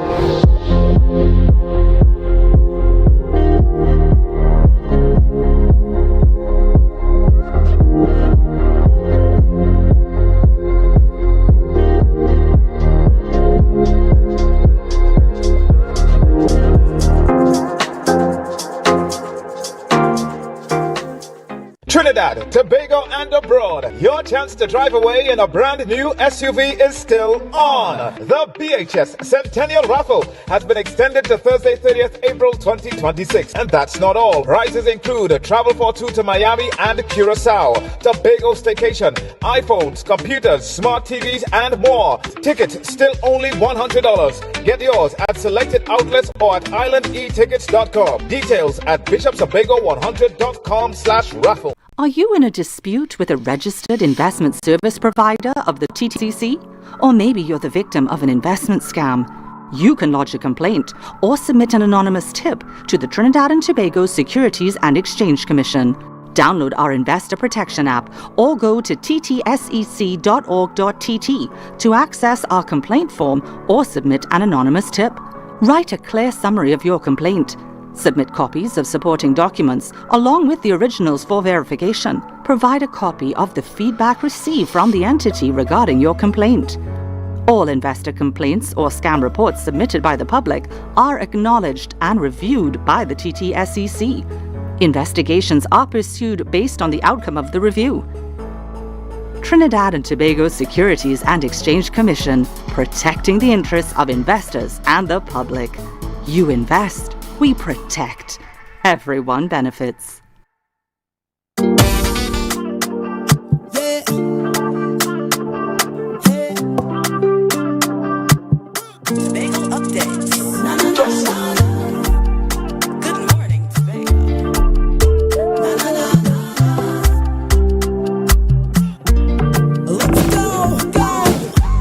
It's a brand new morning, rise up to a brand new dawning as the passion start to rise. Welcome back, viewers, and thank you for staying with us as we continue the conversation. If you did not tune in to the Carifta Games over the weekend, I am telling you that you definitely missed out, because Tobago was really on a show this weekend. So let me say congratulations to all the athletes that would have taken part and those that would have excelled. Even those making it to Carifta is an excellent place to be. Yes, at this time we have a conversation with Mr. Clayton Clark, and he's the press officer, of the North America, Central America and Caribbean America. So we're having the conversation as it relates to Carifta Games. Sir, good morning to you, Mr. Clark. Clayton. Good morning, good morning, my friend. How are you this morning? Happy Easter. I am fine, thank you. Happy Easter to you, sir. I am saying that you look very rested. Well, I am moments away from the beach, which you all are keeping me back from. So I mean, during I have the beach, Granans Beach, right? Yes, I know about Granans. Yes, yes. It has been a wonderful games for Tobago because we won 3 gold medals, 5 silver, and 8 bronze. Now, to put that into perspective, so that's 16 in total. We sent 16 athletes, we won 16 medals. We would have finished 6th overall in the medals table. Put it again into perspective.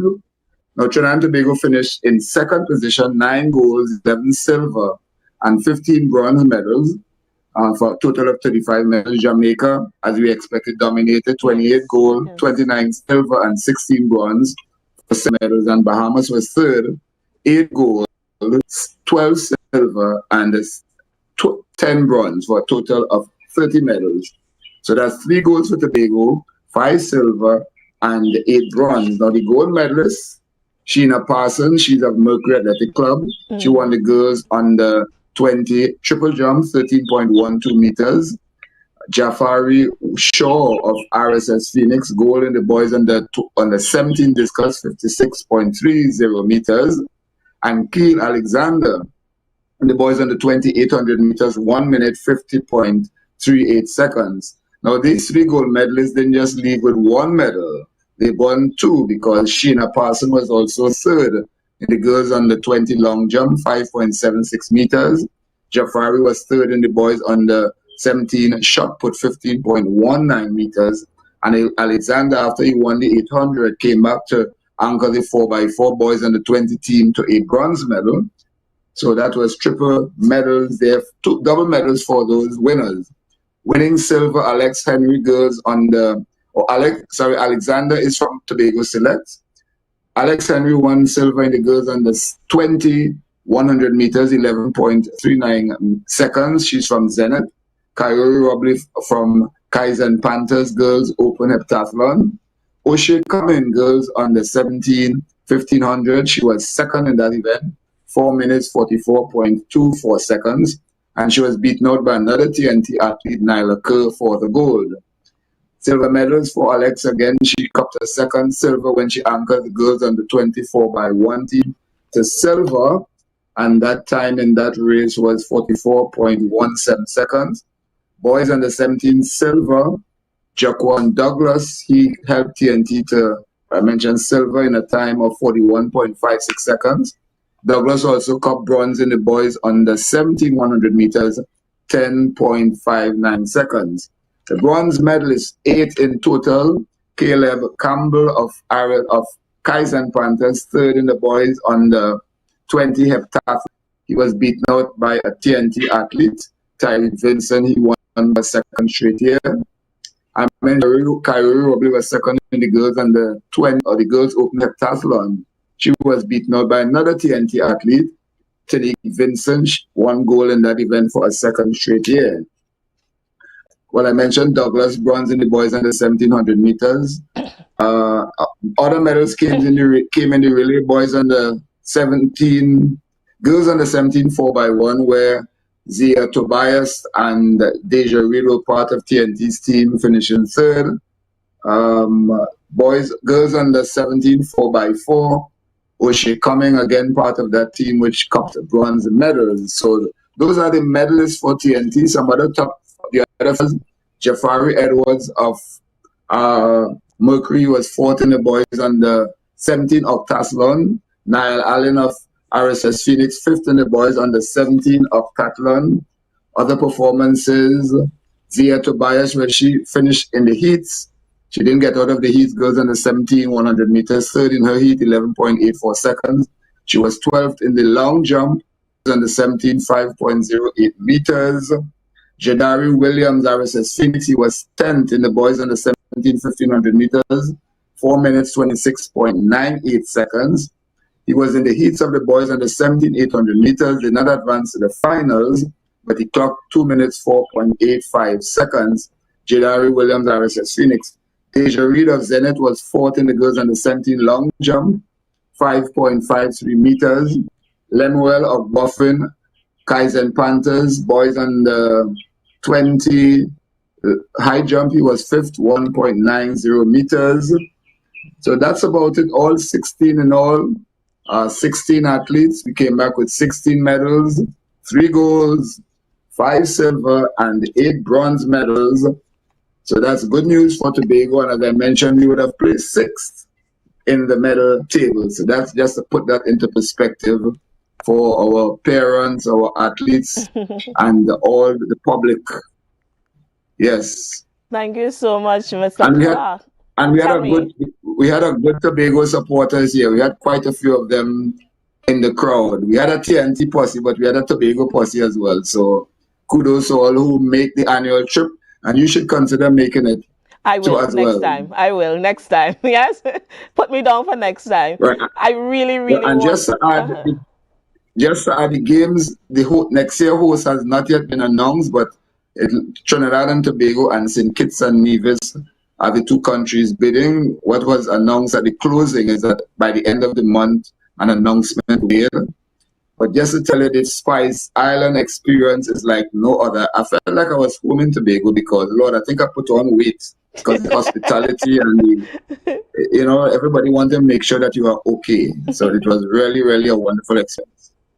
Mr. Clark, we can't do this without you, and we really want to, say a special thank you because you always come with all the information, reporting on the ground, giving us as it is, and we really want to say a heartfelt thank you because, if it wasn't for you, we would not be receiving all these excellent information, and you would have made the point that our athletes did good.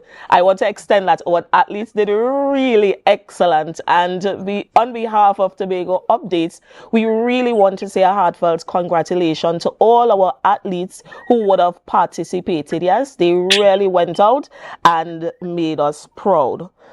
Any closing words, Mr. Clark? Because I know we are keeping you from Granans Beach.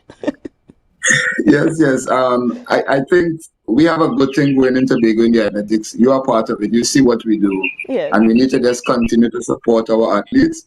And just some of them went out to Jamaica and did very well. Alex, Keel Reed, even Jabari, all of them are out there, Oche, flying the flag of Tobago. And we have a rich tradition in athletics. And it's when you come out of Trinidad and Tobago, you see how they regard what we do. They notice. And we just need to continue building what we have and give the support to our athletes. Very, very important. I know we love them, not just we love them when they win. We have to understand, we have to be part of the process and support our athletes in word, in kind, and just also being there to really understand the journey that they're going through. Athletics now, everything now is different from our time. You're all just talking about media discussion. It's a different time now, and you have to understand it and support. So we need to support our athletes, give them the love and support in cash and kind and words. Thank you. That's all I'm going to say right now. Thank you so much, Mr. Clark. You made the important point as it relates to support. And I think it's really fitting that I congratulate the parents of these athletes because I know that parents play a very important role. Even at school, we see them dropping them off in the afternoons, waiting for them as they train. So special congratulations to all the parents of these 16 athletes who would have represented us in Carifta. Congratulations. And I just want to close with a point.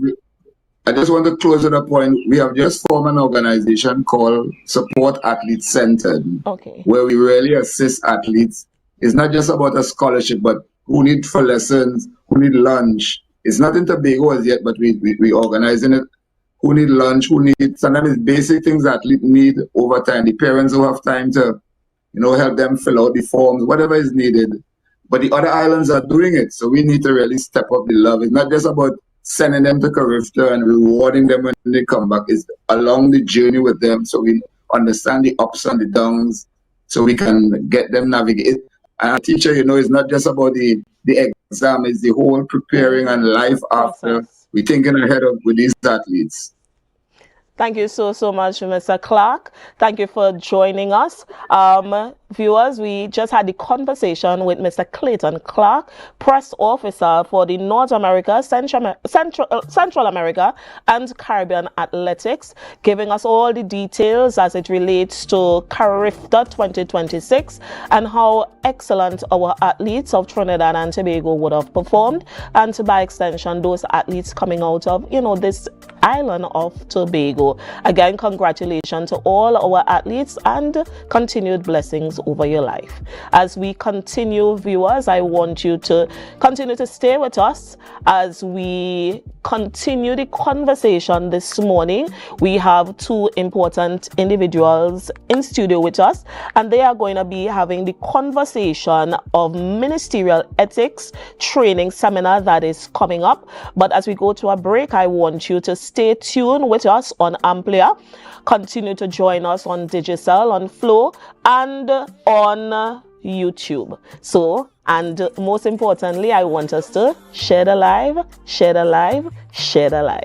as we continue the conversation.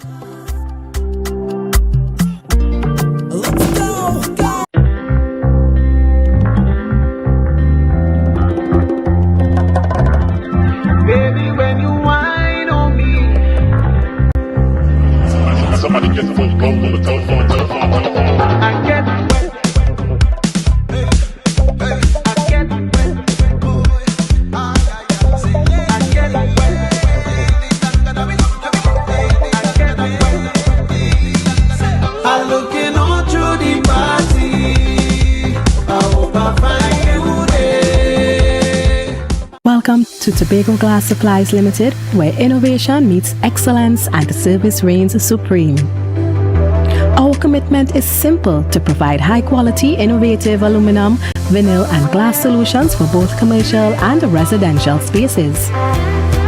At TGSL, we don't just meet needs, we exceed expectations. Our range includes the finest aluminum cladding options, setting new standards in durability and style. Driven by our passion to elevate, we aim to be the leading supplier in the Caribbean market while retaining our identity as a family-owned business. Because at Tobago Glass Supplies Limited, it's not just about products. It's about relationships, it's about you. Innovation, quality, service. That's Tobago Glass Supplies Limited.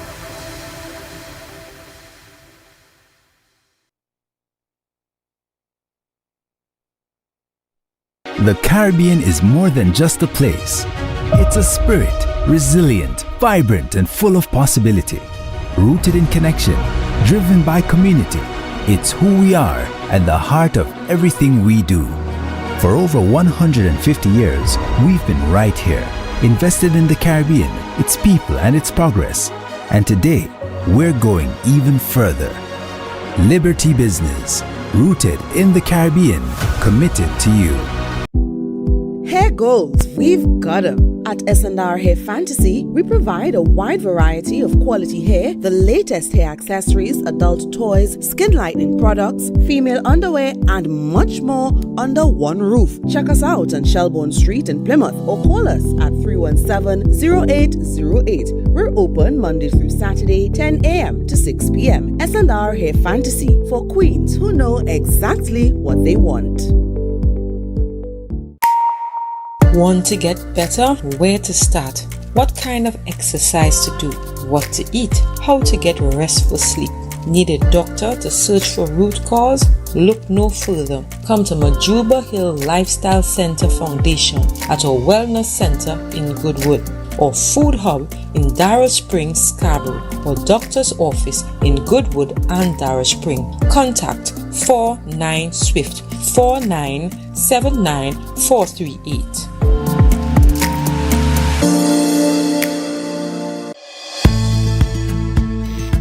TNTech is pleased to advise that its Roxborough Service Center has reopened. Starting Monday, 10th March, customers can once more visit the Roxborough Administrative Building to pay TNTech bills, request new connections, and more. TNTech, powering the nation into the next generation.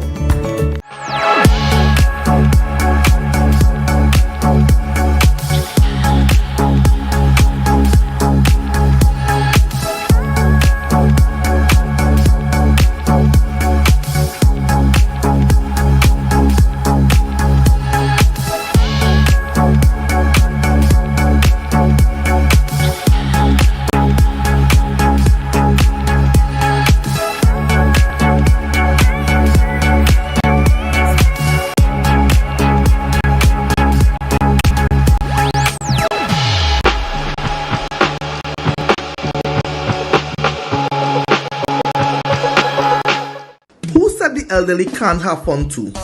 We're talking good food, proper music, lots of games, and a day at the beach they will never forget. From the time we left the compound at Heavenly Care Home for the Elderly, the vibe was already established. Wheels up and seatbelts on. Watch now, when we touched down in Pigeon Point, everybody was ready for excitement. But before anything could take place, we had to secure bellies. You ever play bingo by the beachside? Well, that was the first activity on the roster, and boy did these seniors have fun. However, others wanted something more physical, so we brought out the ring toss, and not even arthritis could have stopped them. Well, I was blown away at how straight these people were. Are you sure this is a home for the elderly? Nothing beats a Jet 2 holiday. But nothing beats the song of Good Steel Pan by the shores while we take a dip in Tobago's finest water. Wait, more food again? This is my type of event. The energy was amazing and nothing short of a blessing. Pick up Heavenly Care Home for the elderly, because joy doesn't retire, laughter doesn't age, and memories like these last forever. To a stranger.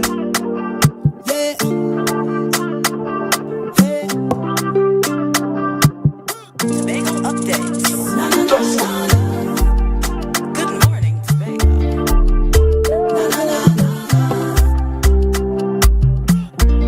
Let's go.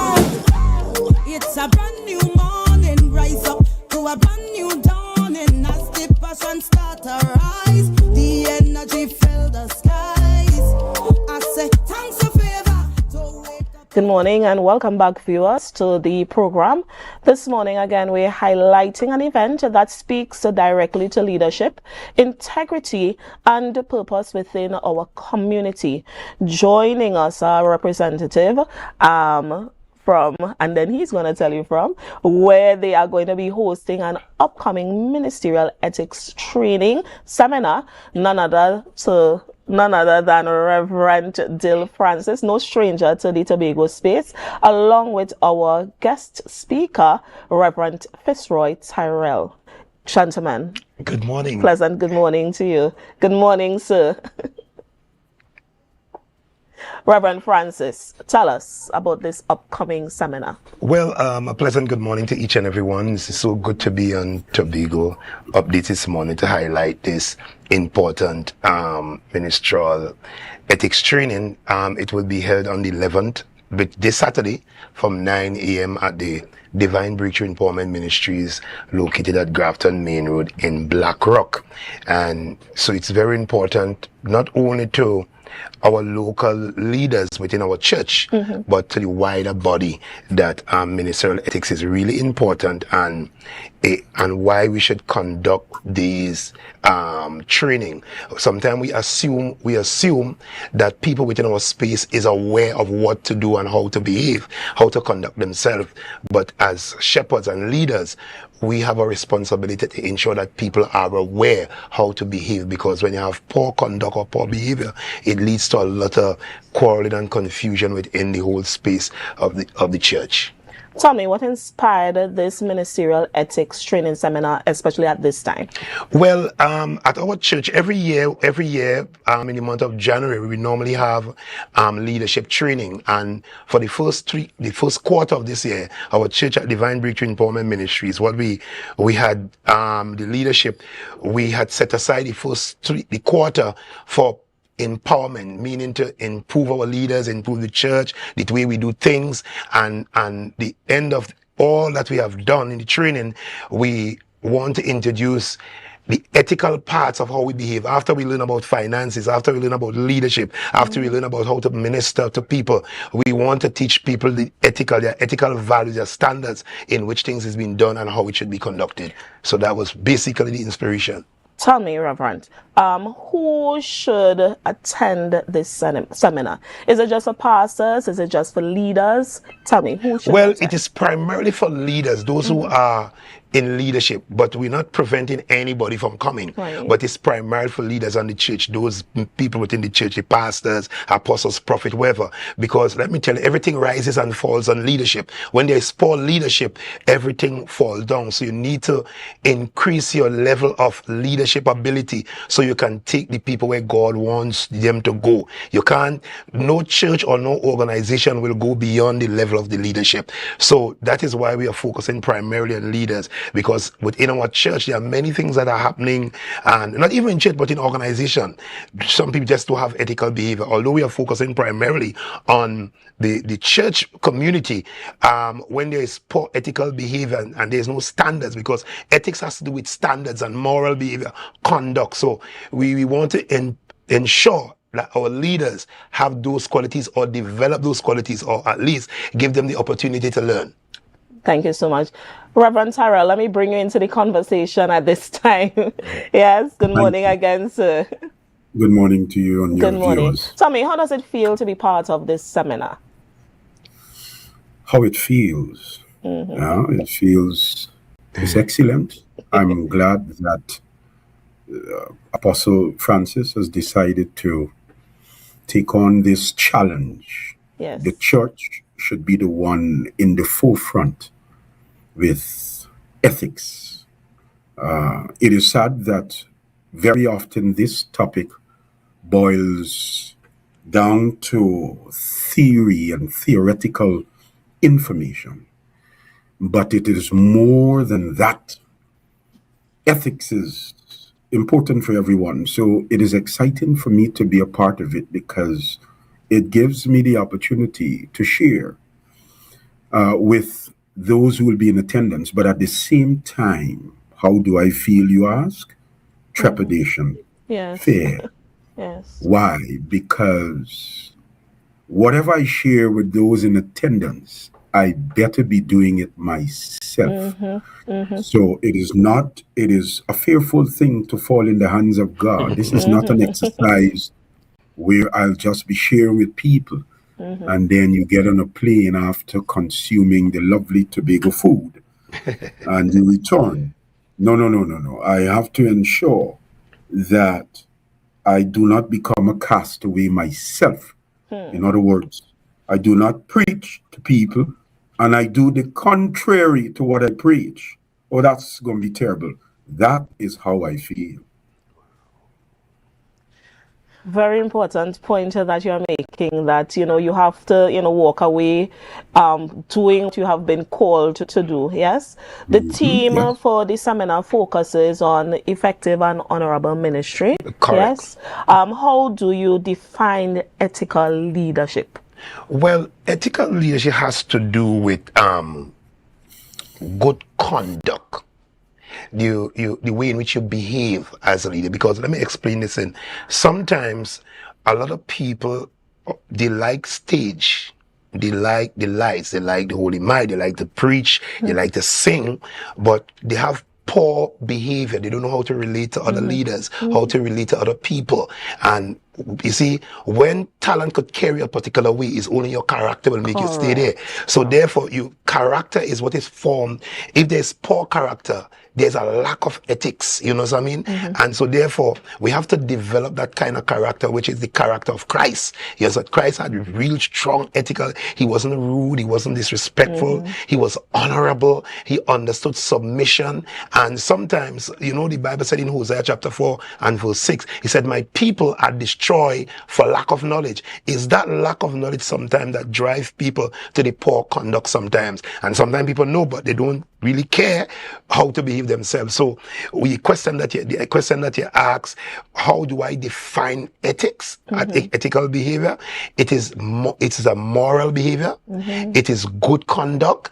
It is not a corrupt behavior, or like the doc said a while ago, it is very fearful. Yes. Yeah, and it's true. Yes. It is. That is why, I think he used the quote from Apostle Paul, lest I be a castaway. Yes. It is not only for those who are coming, even for myself. You know what I mean? So I can conduct myself wise as a pastor, as a leader. So to have good ethical, because some of us, I guess you will see some of the topics that we are covering. Some of the topics that how do we relate to other sects in the church?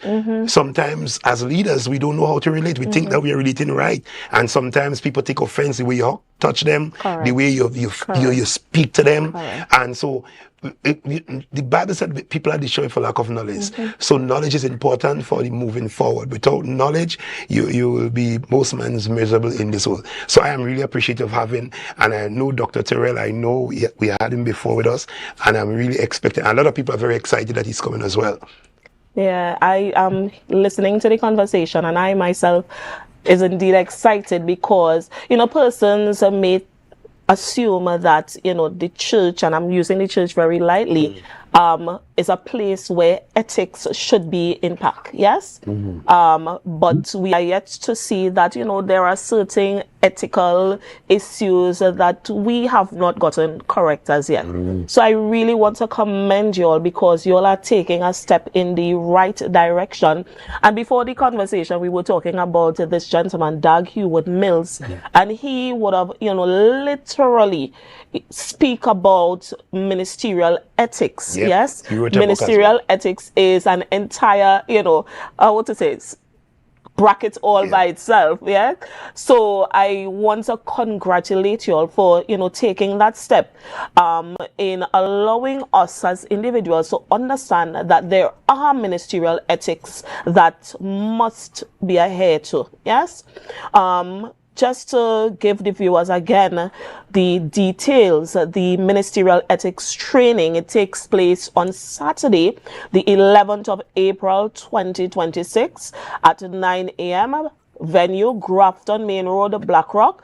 And if you have any more information, if you want to speak to any of these individuals, you can contact them at 308-4549. So I'll repeat the phone number, 308-4549.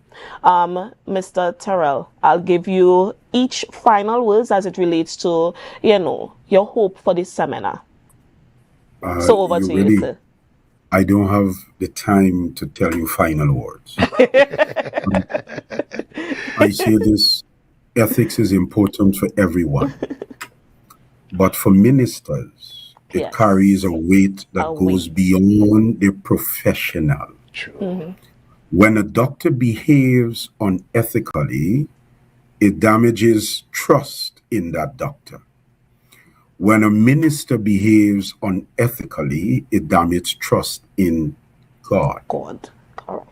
And so, at least in the minds of the people watching, Paul said in Romans, I think it's 2:24, that the name of God is blasphemed among the Gentiles because of us.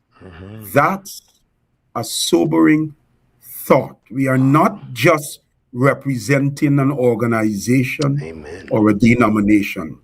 We carry God's name in every interaction we have. So ethics for the minister, not talking about anybody else, for the minister, is not simply following rules. Oh, you have to come on Saturday. This is not about following rules. It is about protecting the reputation of the one who called us. See? And then you have the whole issue of vulnerability, which we'll deal with on Saturday. Ministry gives us access to people at their lowest. People in grief, in crisis, in confusion. That access is a sacred trust. Ethics is what ensures what? That we use that access to heal and never to harm. God bless you. See you on Saturday. Amen. Amen. Thank you so much, Mr. Reverend Tyrell. Very important conversation. Over to you, Oh my God, I am so excited. I don't know. I'm very excited about this. As you hear the doc a while ago, I'm very excited. So one thing I just want to mention, this is absolutely free.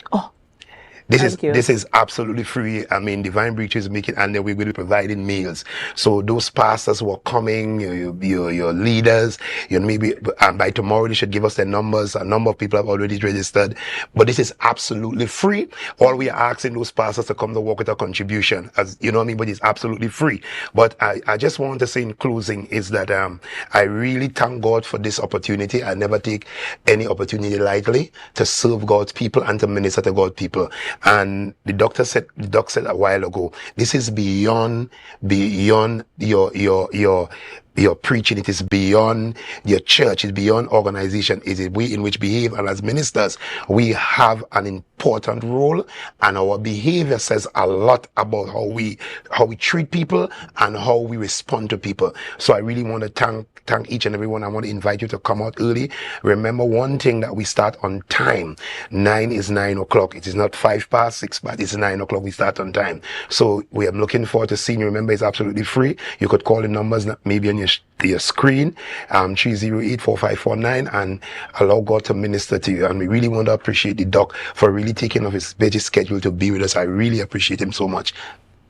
Thank you so much, gentlemen, for joining us, because we understand that the work that you're doing is really impactful, especially for a time like this. Yes. Some important points when we talk about ministerial ethics. It's not just about ethics. Yes. It is about the fact that we are representing God. So I want to, say all the best, God's blessings over your seminar. And I declare that, the mission that it's set forward to achieve, that it will definitely be achieved. Thank you so much, gentlemen. Continue to enjoy your rest of your day. Same to you. God bless you. So viewers, you heard it. Coming up on the 11th, we have that program, seminar, and I want us to go out, especially our ministers, to be part of that ministerial ethics seminar, because it would play a very important role as we move forward, with the understanding that, ethics is not just about us. Ethics is because of the fact that it damages our trust in God, because we have to, do things because we are representing God. Amen. Viewers, we are at this time. I want you to, stay with us as we go to a break. And when we come back, we're going to be wrapping up for this morning's program.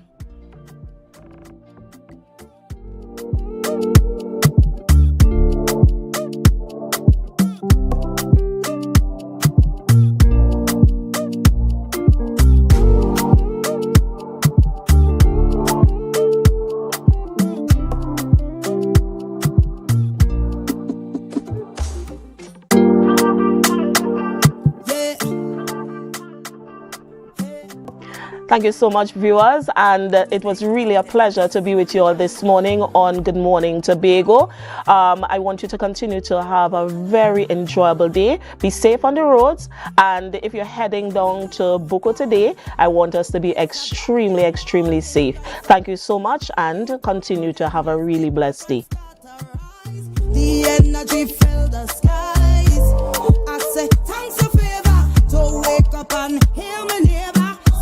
60,000 people strong.